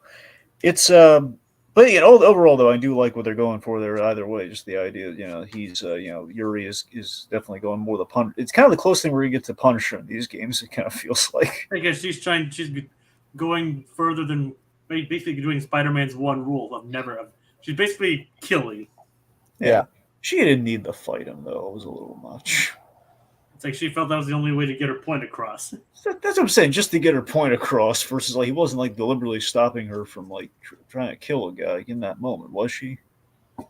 Because I know she I thought it was like he throws the guy out the building and then he fights her. I forget if that's like directly like she did that, and then after the scuffle, then he tossed him out the window. Yeah, I mean, basically, she believes it's because of him that he got away. Right. Oh, okay. Here's something actually we should talk with the flame and everything. Did it bother you guys that we didn't use the other weakness to the symbiote in this game? We made a very big point, like, no, it's fine. It's not a weakness at all. Like, we don't have a fire weakness with the symbiote. I didn't mind personally because the thing is that like, does he have more weaknesses besides fire and? No, it's just Sonics. Well, at least traditionally, it's supposed to be just Sonics and fire. That's it. Oh, But then, I guess it's going to be detrimental to the host if they have it on too long because it feeds off you. But essentially, yeah, that's it. I think it works the way it does because fire is kind of like a very destructive element. And it's like, and I think for certain times where it's like, because like, think of it this way: it's like a Spider-Man, you come in to like save people from burning buildings or whatnot. Mm-hmm. And it's like, how do you like having the symbiotes like die from like freaking like flamethrowers or something like that? I feel like it's much more like not intuitive, but it's much easier on the part of the developers just having like one central weakness they had to build special technology for, and like the whole like getting the technology ready, having to fight off the symbiotes as the technology gets ready to charge. That adds a little bit of like a attention in the gameplay, and also I think like with just having the Sonics alone, you have kind of cool like scenes with like the bell being used as a weakness for like symbiote Peter. Well, that's one they absolutely have to have those Sonic weakness with the symbiote. That's like the main one. I mean, that's like the iconic black suit scene. Is the plus it's like like if you look from the religious components, the whole like we're getting the demon out with the church bell, all that sort of thing. It's like I know I'm going to jump ahead to the final bit a little bit, but the scene where Venom's on top of the steeple, like with his wings and there's lightning in the background. That's like the coolest. Chernobog. It's like the coolest scene in the game. Well, yeah, and it's literally from Donny Cates's. I know. Yeah, I know, but it's just like I took a screenshot of that the moment I saw that. I was like, okay, that is so freaking cool. I was impressed by how modern they went with like the pulls for Spider-Man with the absolute Venoms, the absolute Carnage, and the whole like the Donny Cates Venom stuff. Yeah, I do wish though, like, because for a lot of the costumes, I kind of wish it was the same for the first game.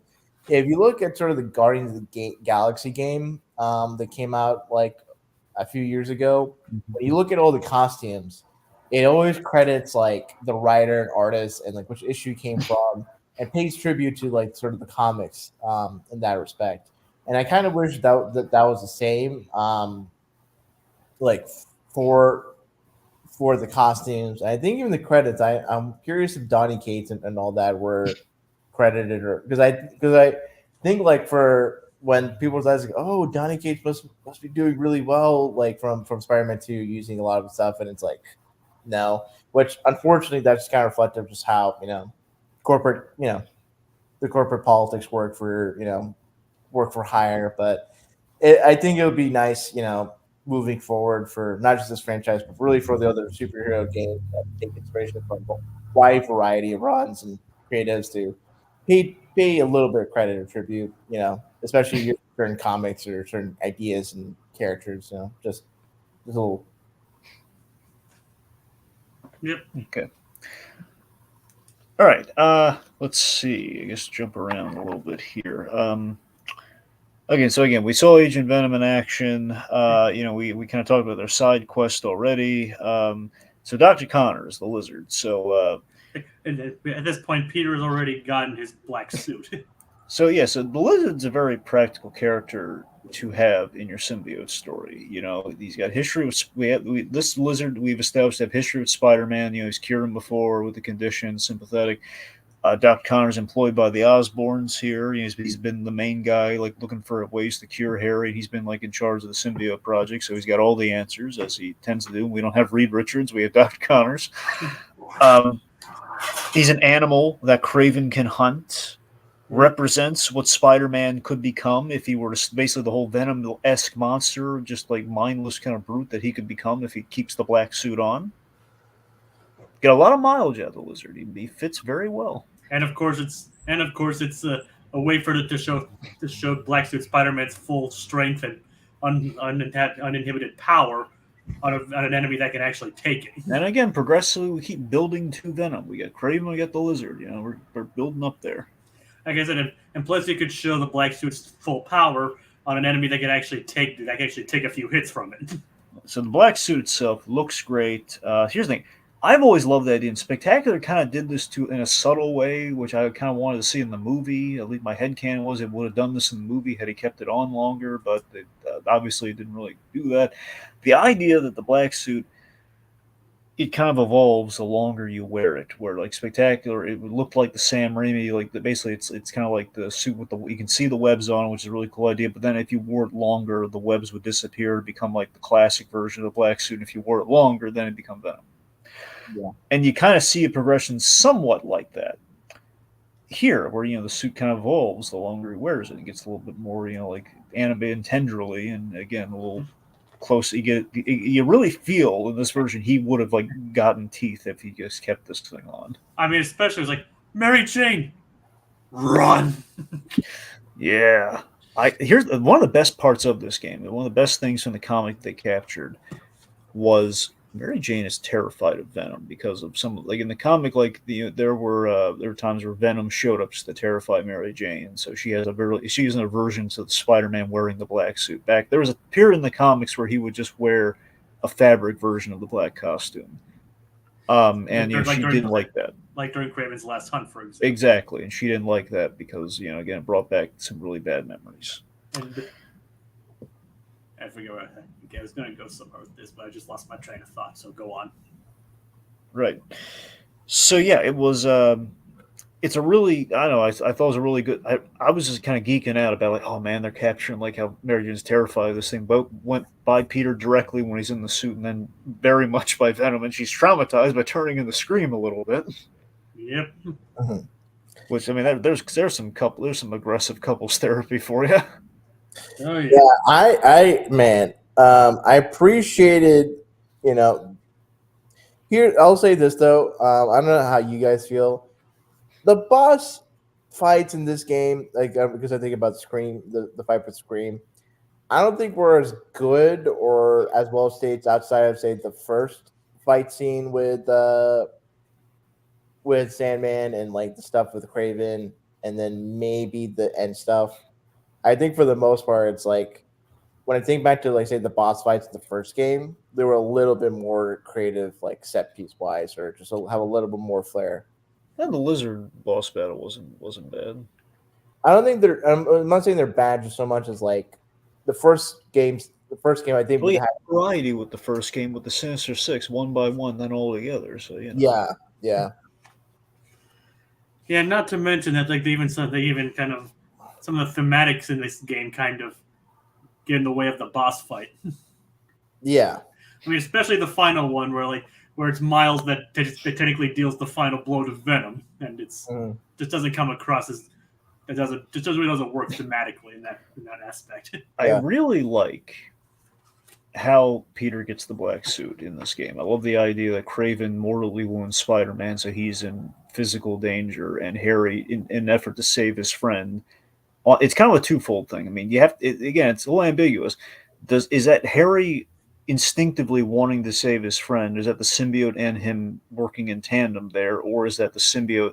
The symbiote, you can kind of tell. We built this up.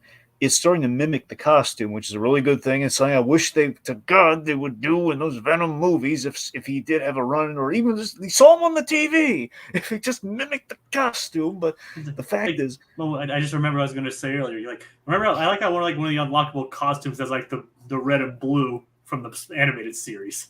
Oh yeah. But go on. But yeah, the just the thing of like.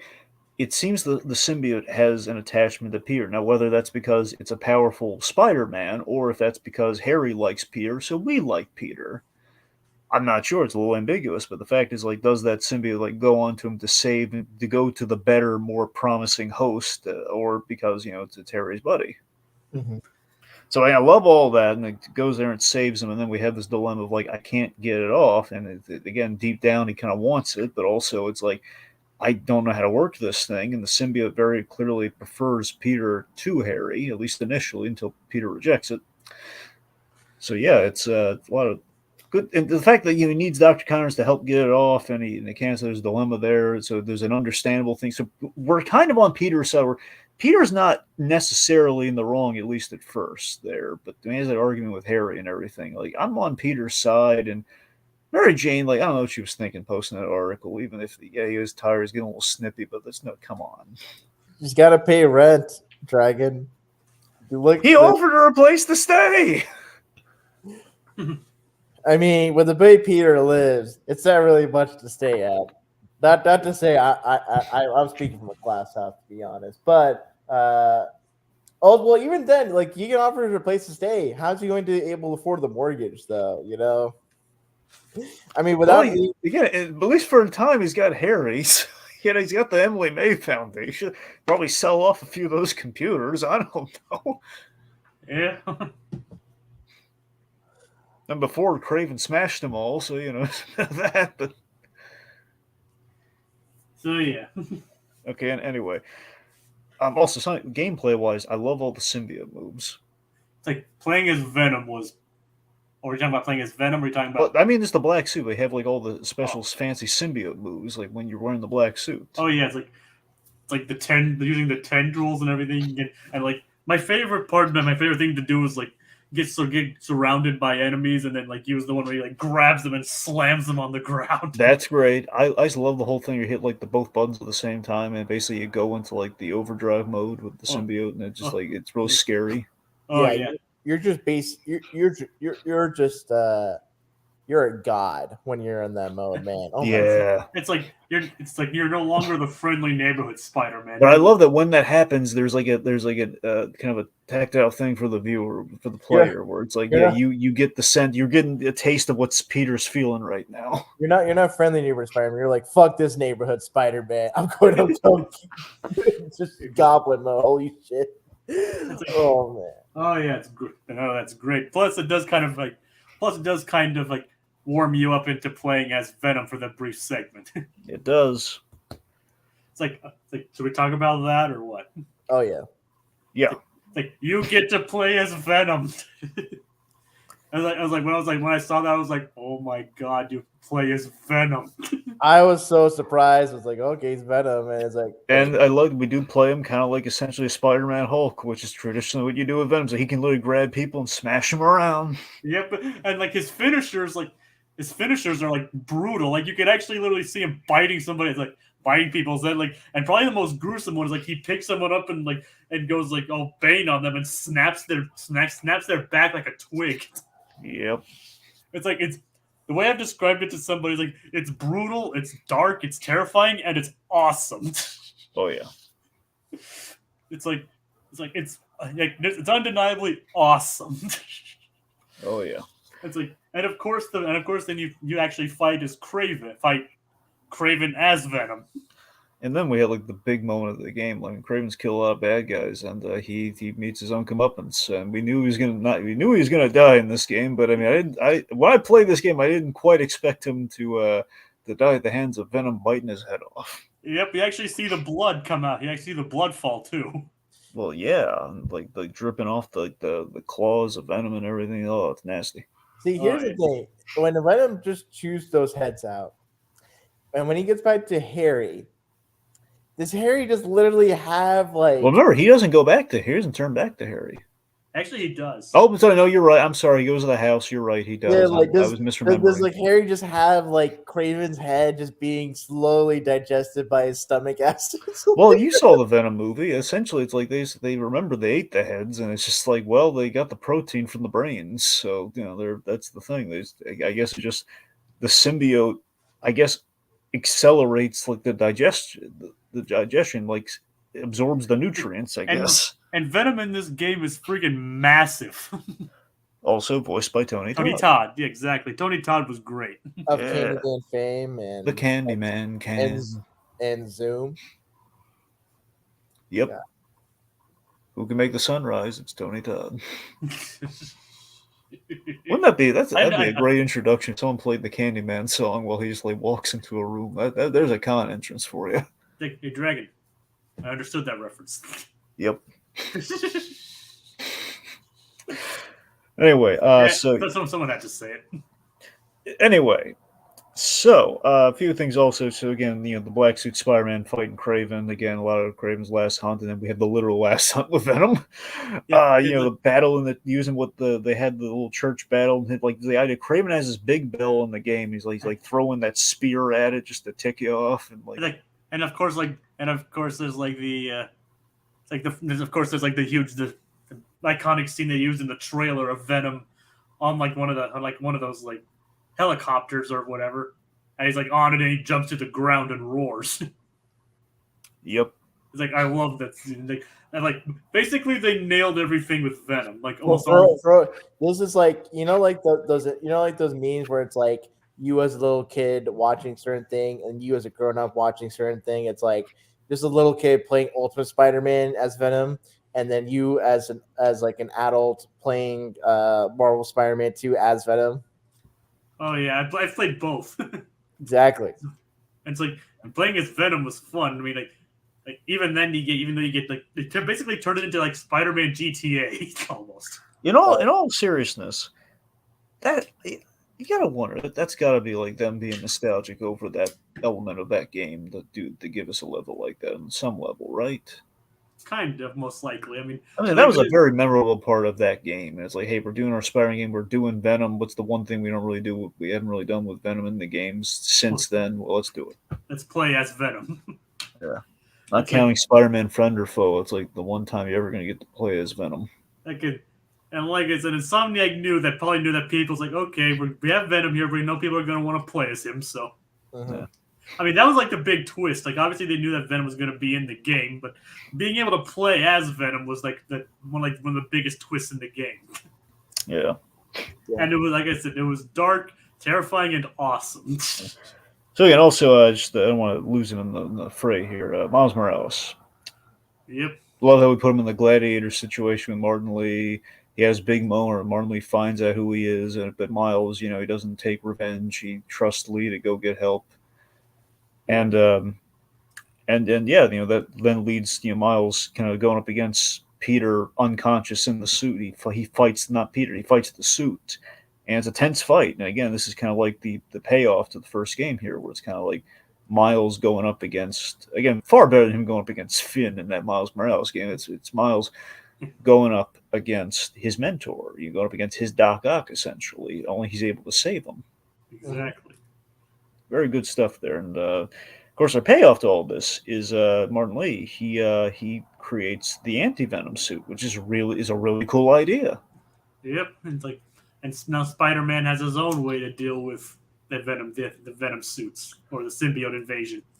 I was really impressed with that because part of me was fearing like during all the upgrades and like the skill points and how to spend it. Oh, gee, I don't know what to spend it on. You were afraid you were going to lose all the black suit powers. That's what I was afraid of. I was like, oh man, I want to upgrade all the black suit stuff because it's really cool, but I know we're not going to keep the black suit, or at the very least, we won't be able to keep. I didn't know if it was going to be a thing where if later on in the game you pick the black suit and then you can still wear it just for the heck of it, maybe that'll let you keep those abilities, maybe not.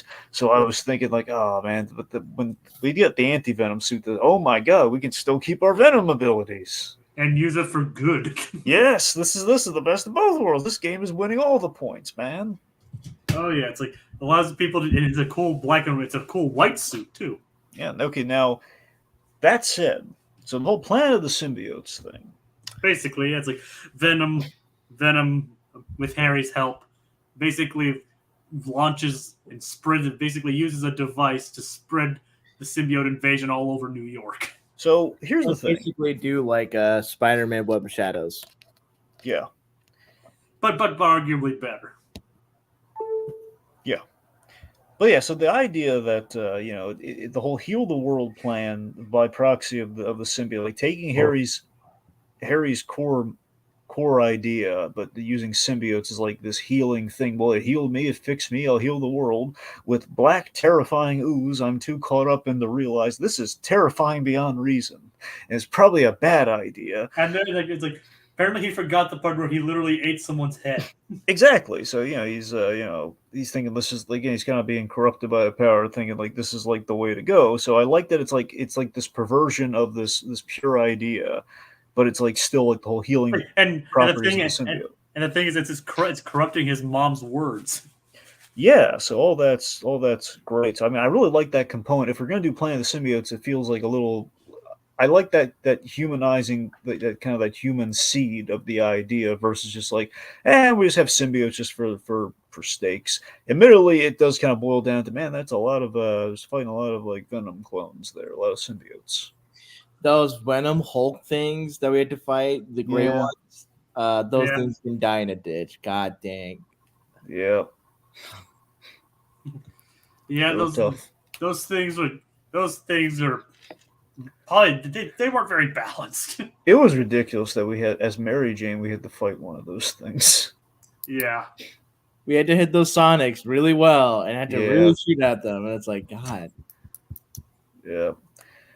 Okay, so speaking of which, speaking of the new wardrobes, we talked about the anti-venom suit. So Miles' new costume. First of all, I want to say, as I completely didn't mention this at all, I love Miles' look this game. With the fact we gave him hair finally. That was always the one thing Miles Morales said I loved in the Spider-Verse movie. We gave him like a cool hairstyle, and this game we finally gave him hair, and it kind of shows a passage of time and everything. It looks really good on him. That said, the final costume is terrible. I know. I'm just saying in general. I just wanted to highlight the hair thing first. I know. The hair is fine, but the final costume is terrible. Rohith, what do you think of this costume? I think as alongside the rest of the internet, this costume can burn in flames and be wiped from the face of the earth. Oh, here's what I want to get. I mean, not to mention that he waited to put it on, in the middle of an alien invasion. Okay, now here's what I want to know. Okay, why do you dislike it? I'm not crazy about it. I want to know the why. It's like the colors kind of clash. The visible hair. I mean, the way the costume design, the sneakers. Okay, well, to be for the sneakers, I mean, like Peter Parker's probably run around in Nikes practically. I know, but it fits in, but it doesn't clash with the rest of the costume. Right. Yeah, the thing I have issue with the costume and looking at it, it's like the way you have there's just a lot of colors clashing and not looking good. Like first of all, the fact that you had the spider legs kind of extending out with like this like toothpaste blue or this like kind of blue that you see on like sneakers, like really cheap sneakers. It's like it just feels like really it just feels plasticky is kind of what I'm getting at. And you have like this weird thing where it's like you have black, red, the blue, the blue kind of weight, like sides. You have regular, Nike shoes, not just shoes that are part of like the rest of the costume. And then his mask is of like a different shade of black that's different from the shade of black that's on his like legs. And his hair is exposed, and just like everything that just like could go wrong is wrong, right? Insomniac does create a lot of good original suits, but that is not one of them. No, absolutely not. It's annoying that you can't like change it to they can have a different suit. The entire final boss fight, you have to wear that costume. Oh God! Hopefully that Nike sponsorship was worth it, Insomniac. Dragon, what are your thoughts on the costume? I'm just I really wish I could like somehow pick and choose which suits become available in the game, because I mean, I was just with Miles clearly on the Spider-Verse costumes. Oh yeah, the Spider-Verse costumes are fine. I know. I'm saying I wish you can give like the first upgrades you can get of like in terms of like all the suits that become available as you play through the games. Like, why can't the Spider-Verse suits be available first? But here's the thing. I guess part of me doesn't mind the exposed hair. It's kind of an interesting look, but everything else though, it feels a little. It feels weird. It does really feel out of place. Like, why a costume change? It basically feels like he didn't want to get left out because Peter got the anti-venom. That's what it absolutely feels like. It's like, Miles, check your ego at the door, man. It's like, not to mention that the world is under threat from symbiotes. It's not like there's a worldwide threat or anything. Yeah, so there's a lot of that. Okay, so we have our big boss battle. You got Mary Jane, Miles, and Spider-Man. They all have something to do here. So we retrieve the meteor. use the particle accelerator, and we battle Venom. So particle accelerator thing got really annoying. So that's what bothers me in this boss battle thing. The fact that okay, the rock gets out of the particle and it goes back in, and it comes back out, and it goes back in. It's just again and again like this rock playing hot potato with the stupid meteor. Yeah, kind of. That really deflated like the really good tension that we had going on with like the battle with Venom. He's getting scarier and scarier, like the big old Chernobog wings and everything. And it's like I still like I said. And like I said earlier, the scene with Venom on the church with the wings and the lightning and rain in the background, that's straight out of a comic book. Yeah, it's great. Yeah, I wish that was like a gameplay sequence where like you're holding onto a web as like Venom's flying away, you and Miles, that you just kind of have to like hop back and forth and fight him in the air. That would have been so much fun. The fact that you could fight Vulture in the air with his wings, you can with Venom, is just like, come on, Insomniac. Come on. Yeah. I like I love Miles reviving Harry. I thought that was a good choice. Mm-hmm. Yeah, that was a good choice. How do you feel with Harry going into a coma and not dying? Well, here's what bothers me. It's the fact that Norman Osborn seems. I mean, look, Norman, you were there when we said Dr. Connor said, "Look, you're gonna have to be prepared to kill him." And it's like, like, no, please, Spider-Man, save my son. It's like, well, he's alive, Norman. Did you see what he was about to eat you, Norman? I mean, cut him a break. He clearly didn't do this to your son. You put an alien on him. It's like that. I feel he's unjustifiably blaming Spider-Man there. That does bother me. The whole coma thing. Well, he's back to square one, but he's alive. Yeah, but this is it's kind of interesting. It is Norman we're talking about though here. Yeah, but this Norman has actually been rather likable in these games. Yeah, despite the games like it's like, oh no, Norman's terrible. It's like, well, we don't really see him do anything terrible. Well, didn't he cause like Martin Lee to get his powers and kill his parents in the process? Well, I believe so. But that was like to help Harry though, and it's not. And to be fair, Martin Lee took it further by becoming a terrorist basically. It's basically like okay, this one guy did me wrong, did something wrong, so I'm gonna be a terrorist and kill everybody. You think Martin Lee could just take a lot of his his own mask guys and just like, hey, let's go to Norman Osborn's house and kill him. Not his son, but let's just kill him. Instead, they just decide to apply it to everybody. Yeah, let's kill poor Jefferson Davis, or I guess Jefferson Morales. Let's kill poor Jefferson Morales. Well, in this game, it is still Jefferson Davis. Exactly, that's what I'm saying, man. Well, I mean, with the historical figure. I know we don't need. I know why. All right, we don't. It's gonna. Anyway, I'm just saying it's just the fact like we had the name, it didn't bother anyone now, but now we gotta change it all. I mean, it did bother people. It was just like, Bendis, why are you naming a black guy after this guy?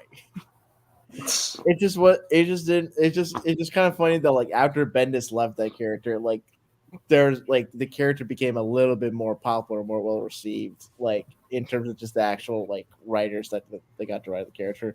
But it is interesting, like at the end and just overall this game, how it takes this game taking inspiration from like both the rating films and web films. But the web films, like there's the inspiration with Harry having a disease, but it's not like him inheriting it from his dad, him inheriting it from his mom.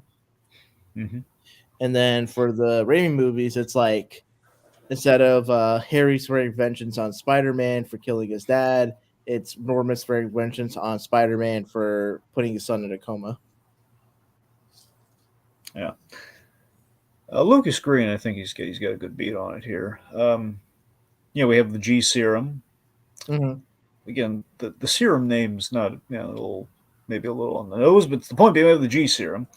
It's implying that he'll use it on himself, but we'll have a similar scenario to this game. So he assumes that he's going to test it on himself, basically to make sure it's safe for Harry.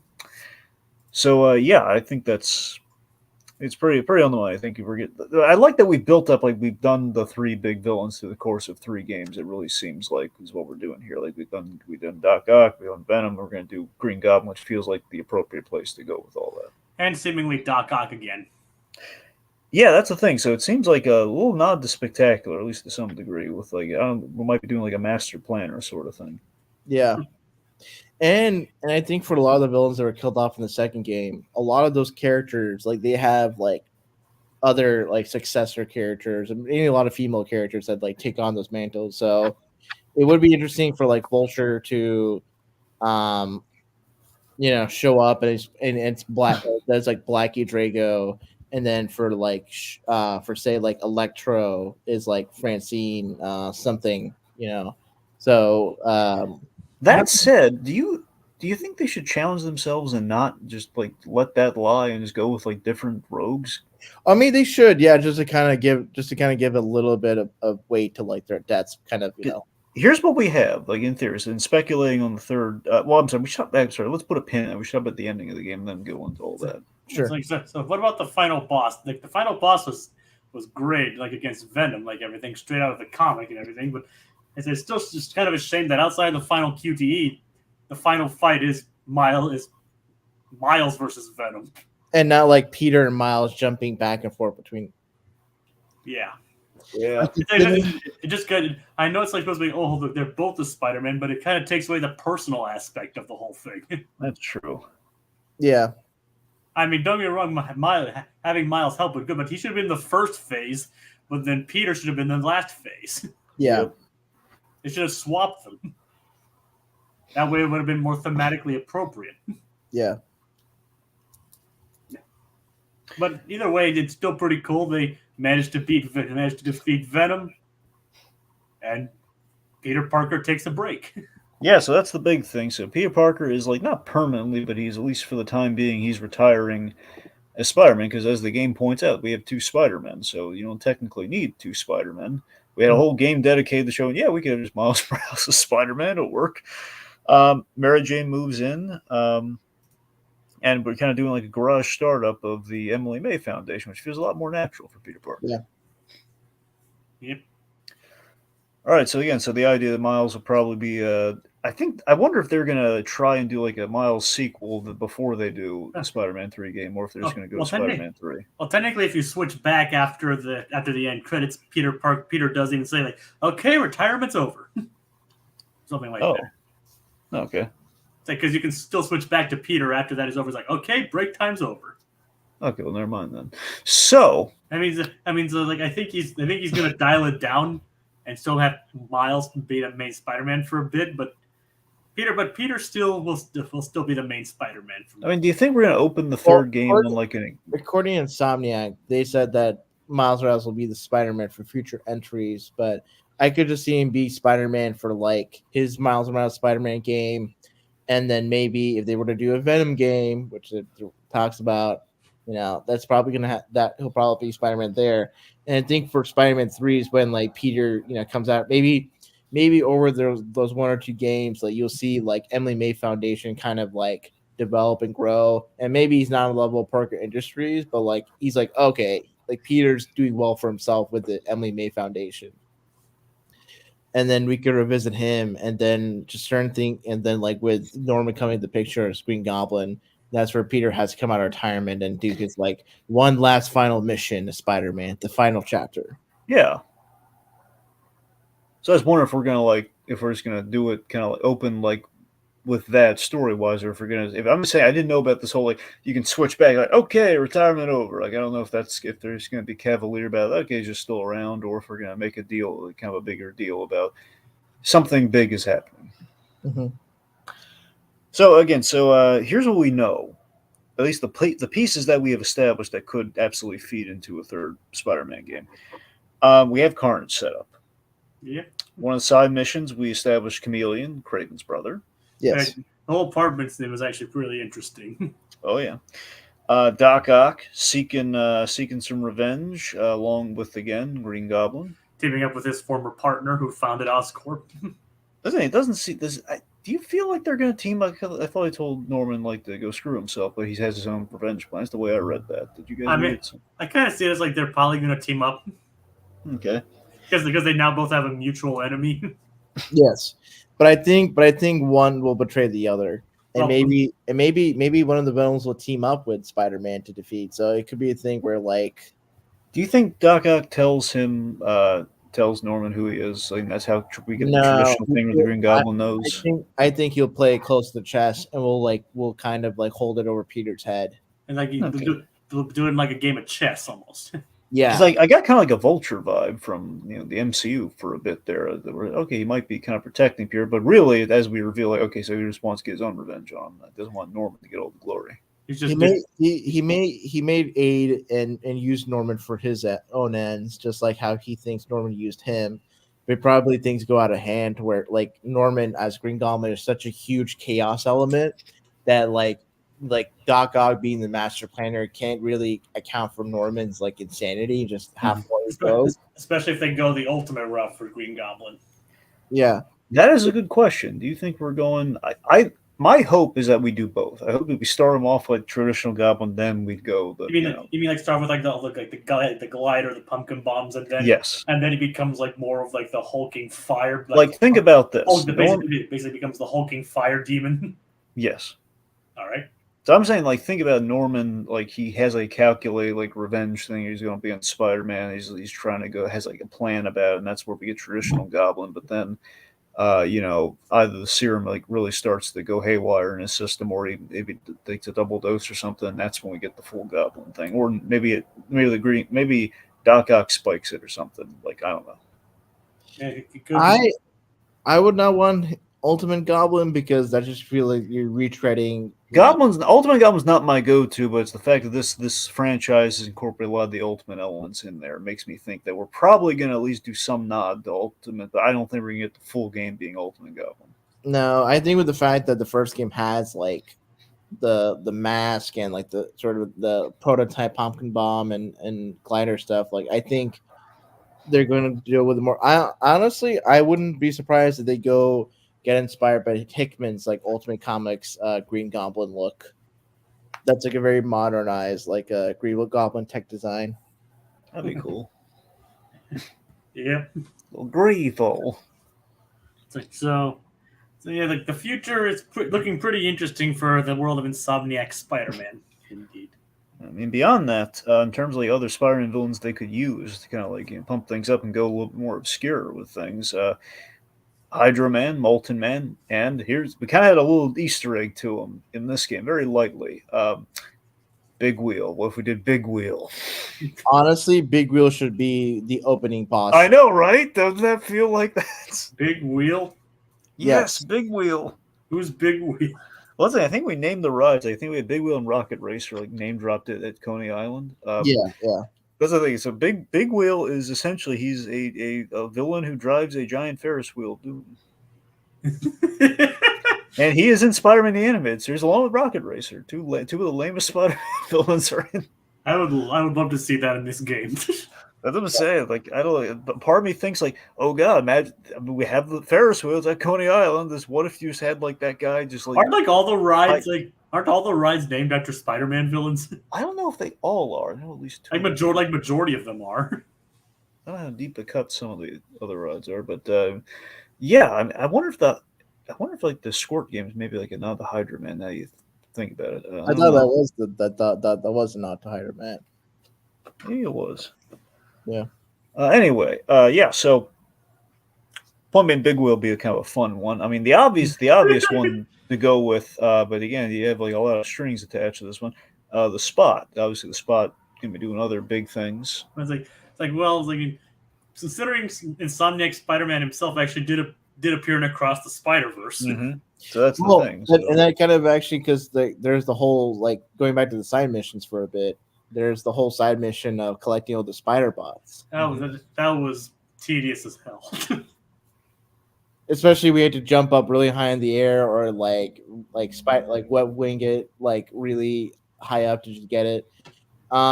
It was interesting like seeing how that side mission ended. We're seeing kind of like a very like interesting like a PS1 era. Yeah. I am considering what the leaks were. I am very curious. Obviously, it's going to touch like the Spider-Verse stuff. Maybe not in Spider-Man 3, but somewhere down the line. So just before we get into like the future stuff, I did want to mention one side mission that is worthy of merit, or two side missions. One, where Spider-Man has to like find a person's grandfather. Oh yeah, that's good. That's yeah, a that was a really good one. touching thing. And Howard. How? Yeah, oh yeah, Howard. Yeah, the pigeon guy from the first game. That was so sad. It Yeah. was.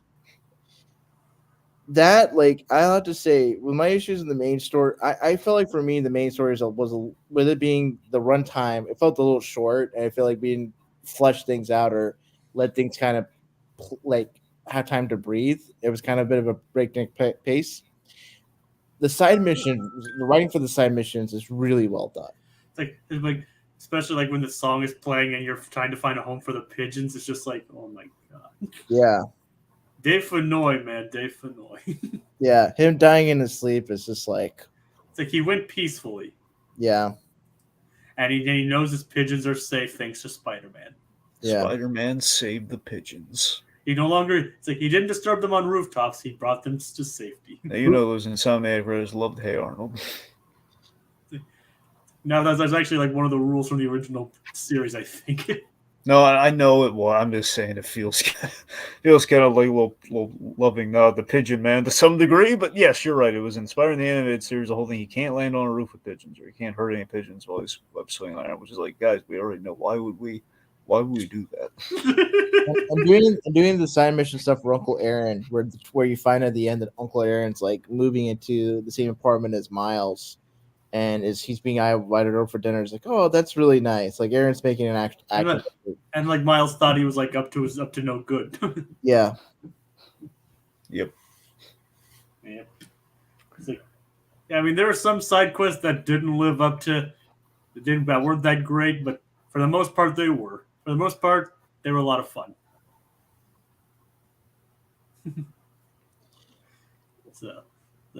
So I kind of wanted to bring up there's we talked about the post credit scene with Norman and Doc Ock. There is one other the post credit scene before that or after. Well, after that we had Rio where we see Cindy Moon. Well, we see the behind of Cindy Moon. Well, we see. Let's we see the back of her head. Back of her, yeah. They kind of came out wrong. That's fair. I thank you for correcting me on that. I was saying, given her name, we should be specific. Oh, drag it! My good, I didn't even go there. Dragon, we stopped Rohith, and now you're exacerbating it. Thank goodness. All right. I do. It's kind of interesting. There was a gag about like, oh, like Rio starting to date, and it's like, okay, who's it going to be? And there's somebody guesses and jokes, and then at the end, it's like Albert Moon, and it's like Albert, and it's like, and this is my daughter Cindy, and it's like, oh my god, I was like really surprised. Yeah, they took a page out of the Mahershala Ali playbook on this one.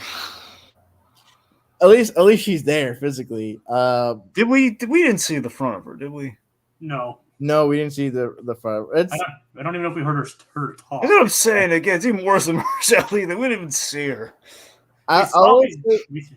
We saw her. We didn't hear her talk. Well, you know what I mean. We didn't see and hear her. We didn't see. It was like, okay, just random girl that the general audience is going to know nothing about.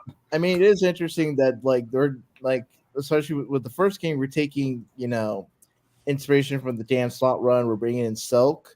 And it's interesting that Silk is a contemporary of Miles rather than a contemporary of Peter. Mm-hmm. And I kind of wonder if that's the case, because then maybe with Miles being a more experienced Spider-Man than this game, maybe, and his, Miles Morales game or DLC, like maybe Cindy Moon gets powers and Miles is the one that teaches Cindy how to be a proper spider person rather than Peter. That would track. So in regards to like any villains that can show up in the third Spider-Man game, it's like there's potentially Carnage if he isn't dealt with in a side mission, Chameleon. I wonder if they could bring in someone like Morbius. It could work for like a side mission that's like a horror based thing. Yeah, I mean a side mission would be best for that. We could see the Enforcers show up as like a decent boss battle, or the return of the Taskmaster. Yeah, you can see like Gibbon, Kangaroo. Um, I was going to throw it out there. It's never going to happen, but if Spider-Man hadn't encountered Deadpool. maybe you'll see Jackal and his like clone madness. Maybe not. Maybe not do the Clone Saga, but Black Tarantula, This is, starting to sound, Overdrive, this is starting to sound like a bad comic book plot. Boomerang, Speed Demon, Hobgoblin, perhaps. Hobgoblin. No, we were going to have Green Goblin. Don't throw Hobgoblin. I know. Hobgoblin. I wouldn't mind being a big bad in like a future big game after Spider-Man 3. And you could do like a mystery thing. Maybe you can do like a side mission or a side plot on like Sin Eater. The Spot could maybe be a follow up to that multiverse plot. What else? Swarm, Jack-o'-lantern, Vermin.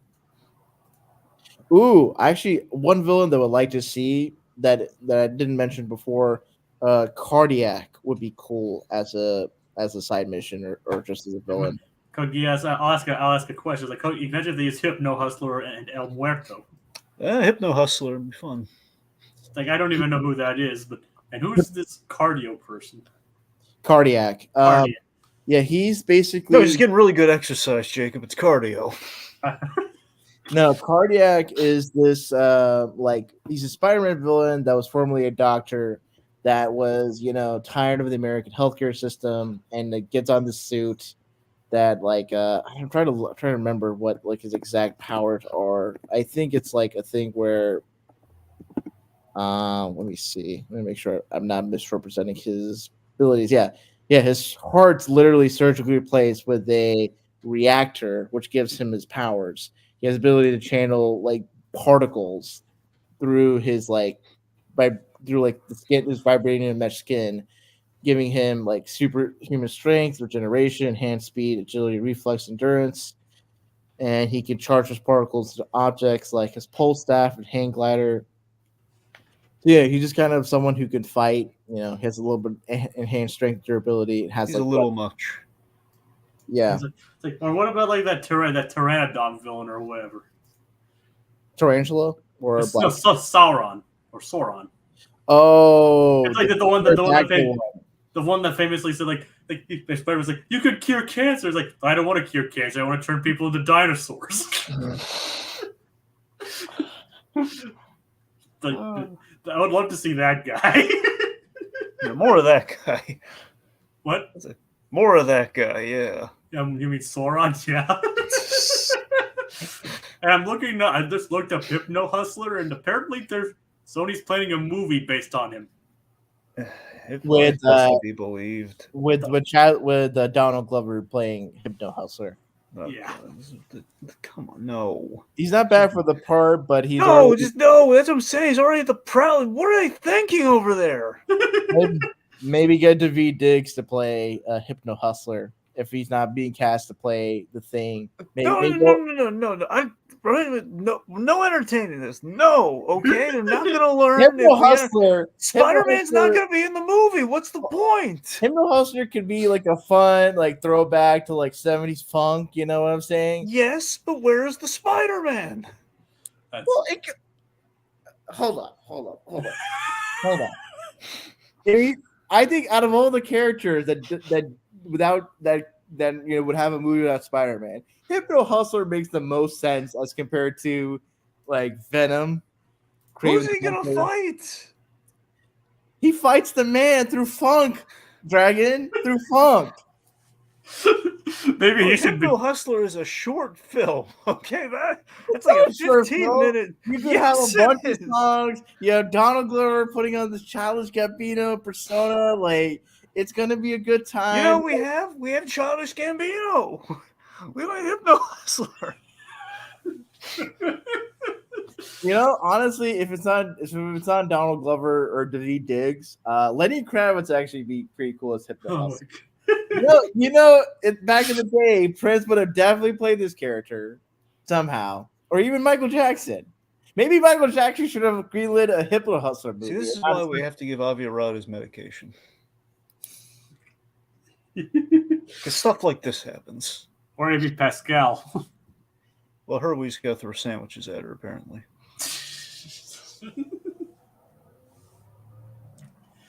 All right, so Anyway. good speculation. So yeah, the game was fun, of course, and of course I have this. Have it signed by both Yuri and Naji. You had it personalized? Yep. Okay. It's like my name and, of course, see, got them both to sign it. I like that they wrote Thwip. Yep, they pretty much both did. Yeah. It's like, and of course, so yeah, I just need to get Tony Todd to sign it, and it'll be complete. What are you gonna have him say?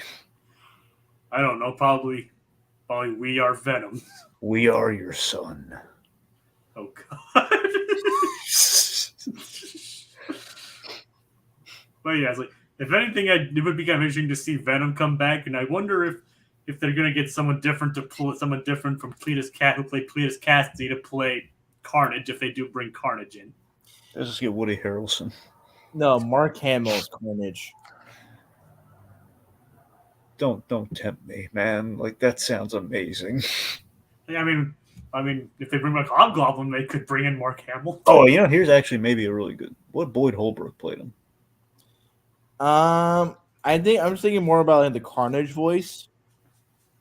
So Carnage will have to sound differently from just regular Cletus Cassidy. I don't know. He could be a menacing, still. I don't know. I think for Carnage, it's if not Mark Hamill, then probably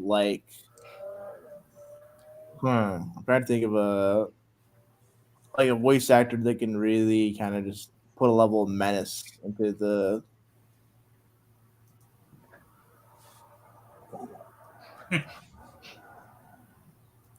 Now I'm just stuck because I can't think of a lot of voice actors that can have this certain creepy vibe. Oh, Jeffrey Combs, that's Carnage. There you go. Yeah. He needed a lot of energy for that one, though. But yeah, I think he could do it. I mean, I got him. He usually doesn't play characters with a lot of energy, though. I mean, his question can be a little frenetic and. I mean, when he was being tortured, though, I don't know if that really counts. Hey, he can ham it up. Yeah, he can ham it up. Yeah. Yeah, I guess I guess so. It's I don't know if he'd be a good fit for Carnage, but he would definitely be a good fit for a Spider-Man villain. He'd be an excellent Spot. Ooh, true. He'd be perfect as the Spot. Yeah, who voiced him in Spider-Verse again? Do you mean who voiced the Spot in Spider-Verse? Yeah. Jason Schwartzman. Oh yeah. Jasper! Bagel. Yeah. The guy who got bageled. Yeah. And that's why he became evil. My favorite creative decision in that movie. No joke. I just love that bagel thing. It's the fact that he became basic. I know this is a major simplification. Not even really what happened. It's he became evil because he got hit with a bagel. Yeah, just like everything ever all at once. Yes. Yep. Same origin story. Same exact origin story. It was an everything bagel. Yeah. Bagels in the multiverse. What are the odds of multiple films coming out in subsequent years? Maybe the bagel's the nexus point. Maybe that's at the center of it all. Bagels in the multiverse. And what an odd connection. I mean, yeah, we have trees for the multiverse. We got the spider webs. Maybe he's really a bagel ultimately. Well, okay, what about Steve Blum as Carnage? Is it bagel? No, sorry, no. Well, I mean, unless they're getting him as Wolverine. Again, Steve Blum could absolutely play the heck out of that bagel. No, seriousness.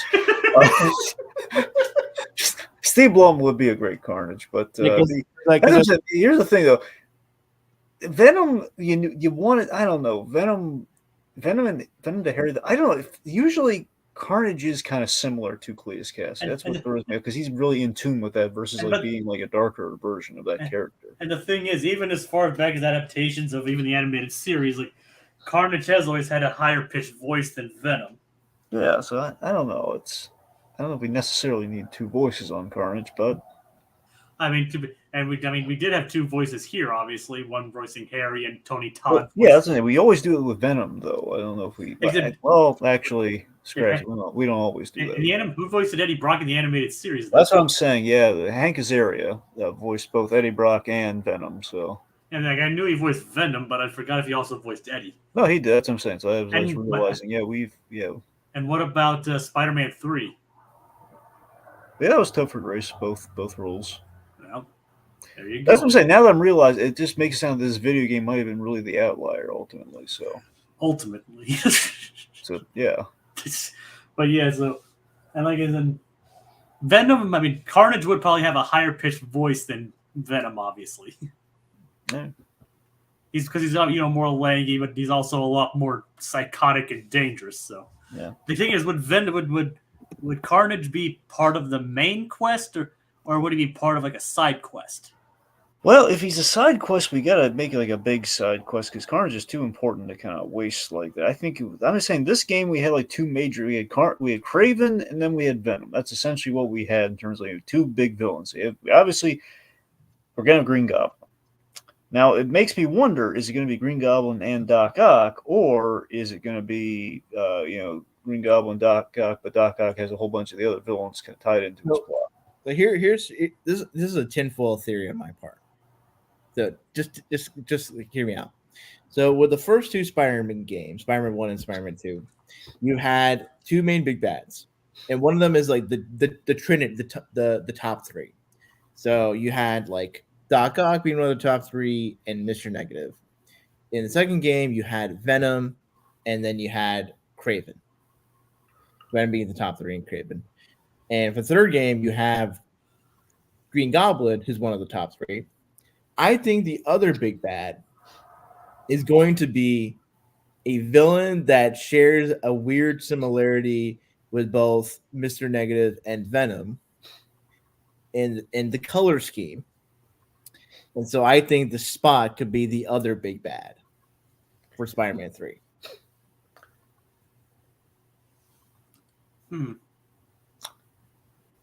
I mean, the thing with the Spot right now is obviously the Spot's a really great character. He's a really good pool. The problem is that right now, like he's very dialed in to Spider-Verse, and I'm not saying that's an impossibility, but it feels like it's gonna be really hard to top and differentiate from right now. Well, you could differentiate him to a certain extent because you know how people said that like Daredevil, it's like could show up in this universe and whatnot. He's been teased by the developers, all that stuff. Mm-hmm. In Mark Waid's run, the Spot is a villain for like a Daredevil story arc. So maybe you could have Daredevil show up in Spider-Man 3, and you could have Peter Parker, Miles Morales, Daredevil, and Cindy Moon, and it's just like, basically the street level heroes. Then it's getting overcrowded. True, but even besides, let's say take the Daredevil component out. I mean, we had the multiverse side quest, and I feel like there's going to be some follow up on. I guess what I'm getting at is, does it feel like if we do given the multiverse setup thing, do you think we're going to have Jason Schwartzman's Spot as this version of the Spot, like peering in through the multiverse? Do you think we're going to do that? No, I think we're going to have our original, ground up Spot, which just feels it's going to be probably more serious version of the Spot.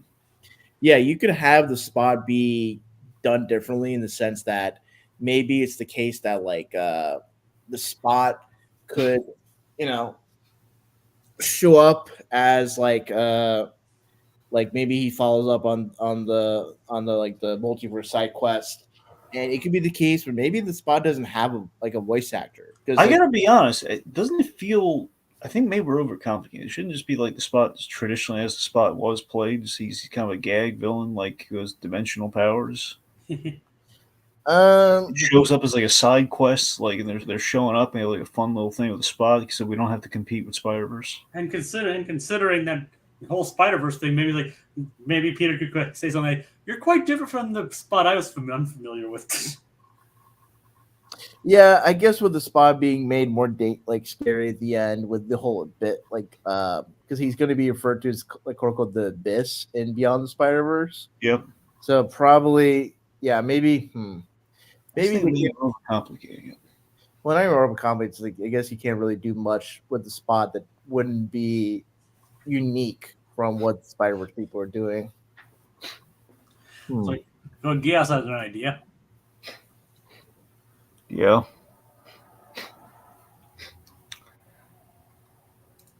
Well, he already is the big bad. He just keeps getting rent, and he's never fixing the doors, and he's got ears like a rat. You know, his daughter keeps giving Peter cookies. And cake.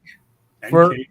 So for a Spider-Man 3, do you think that game will have both Peter, Miles, and Cindy Moon as playable characters?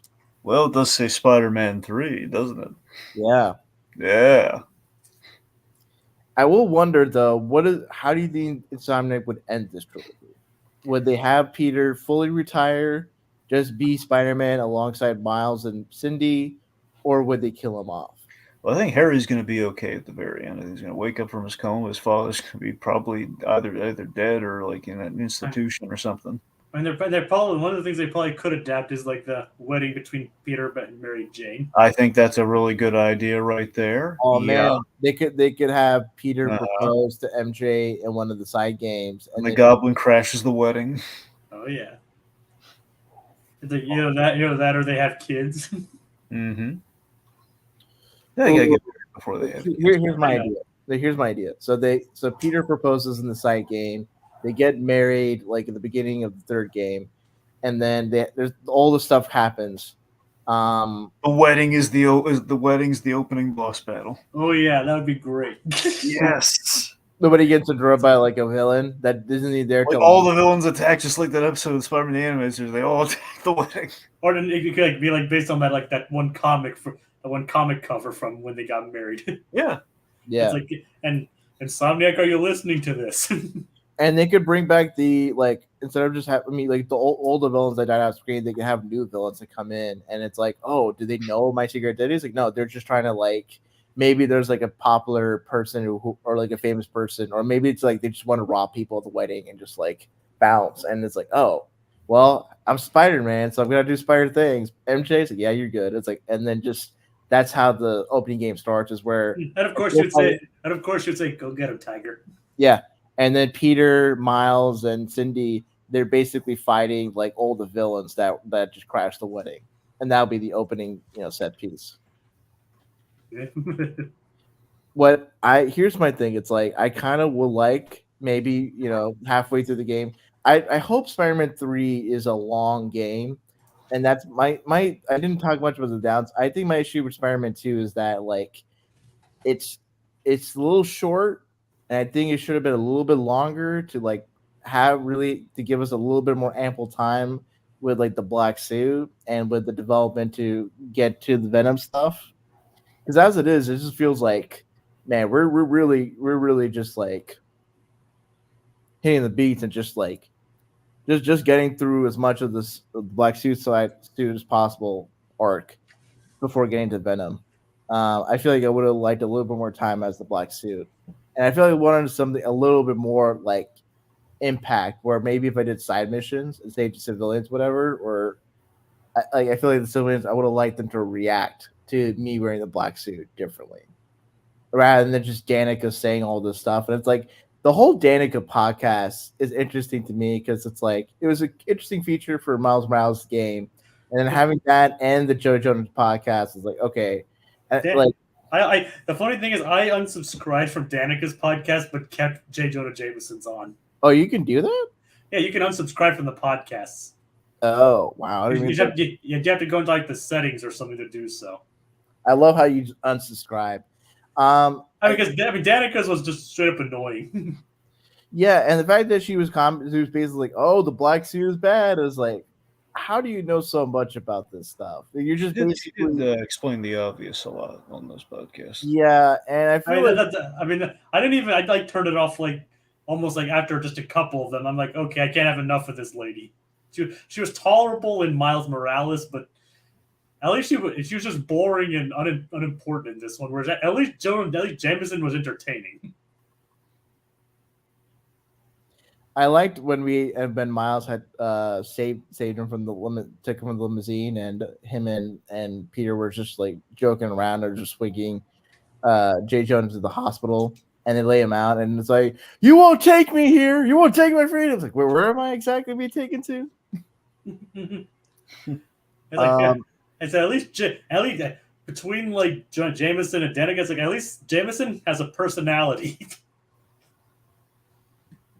Yeah, no. Am I mistaken, or do you disagree? No. It's he has a personality. I've seen some people complain about J. Jonah Jameson not being like the fully well developed flesh out character, where like he has an opportunity, like he's like a real newsman, and like the thing is, I think he was like reasonable in the first game, but I think they like regressed him, so he seemed less reasonable compared to Danica. That's what it seemed like.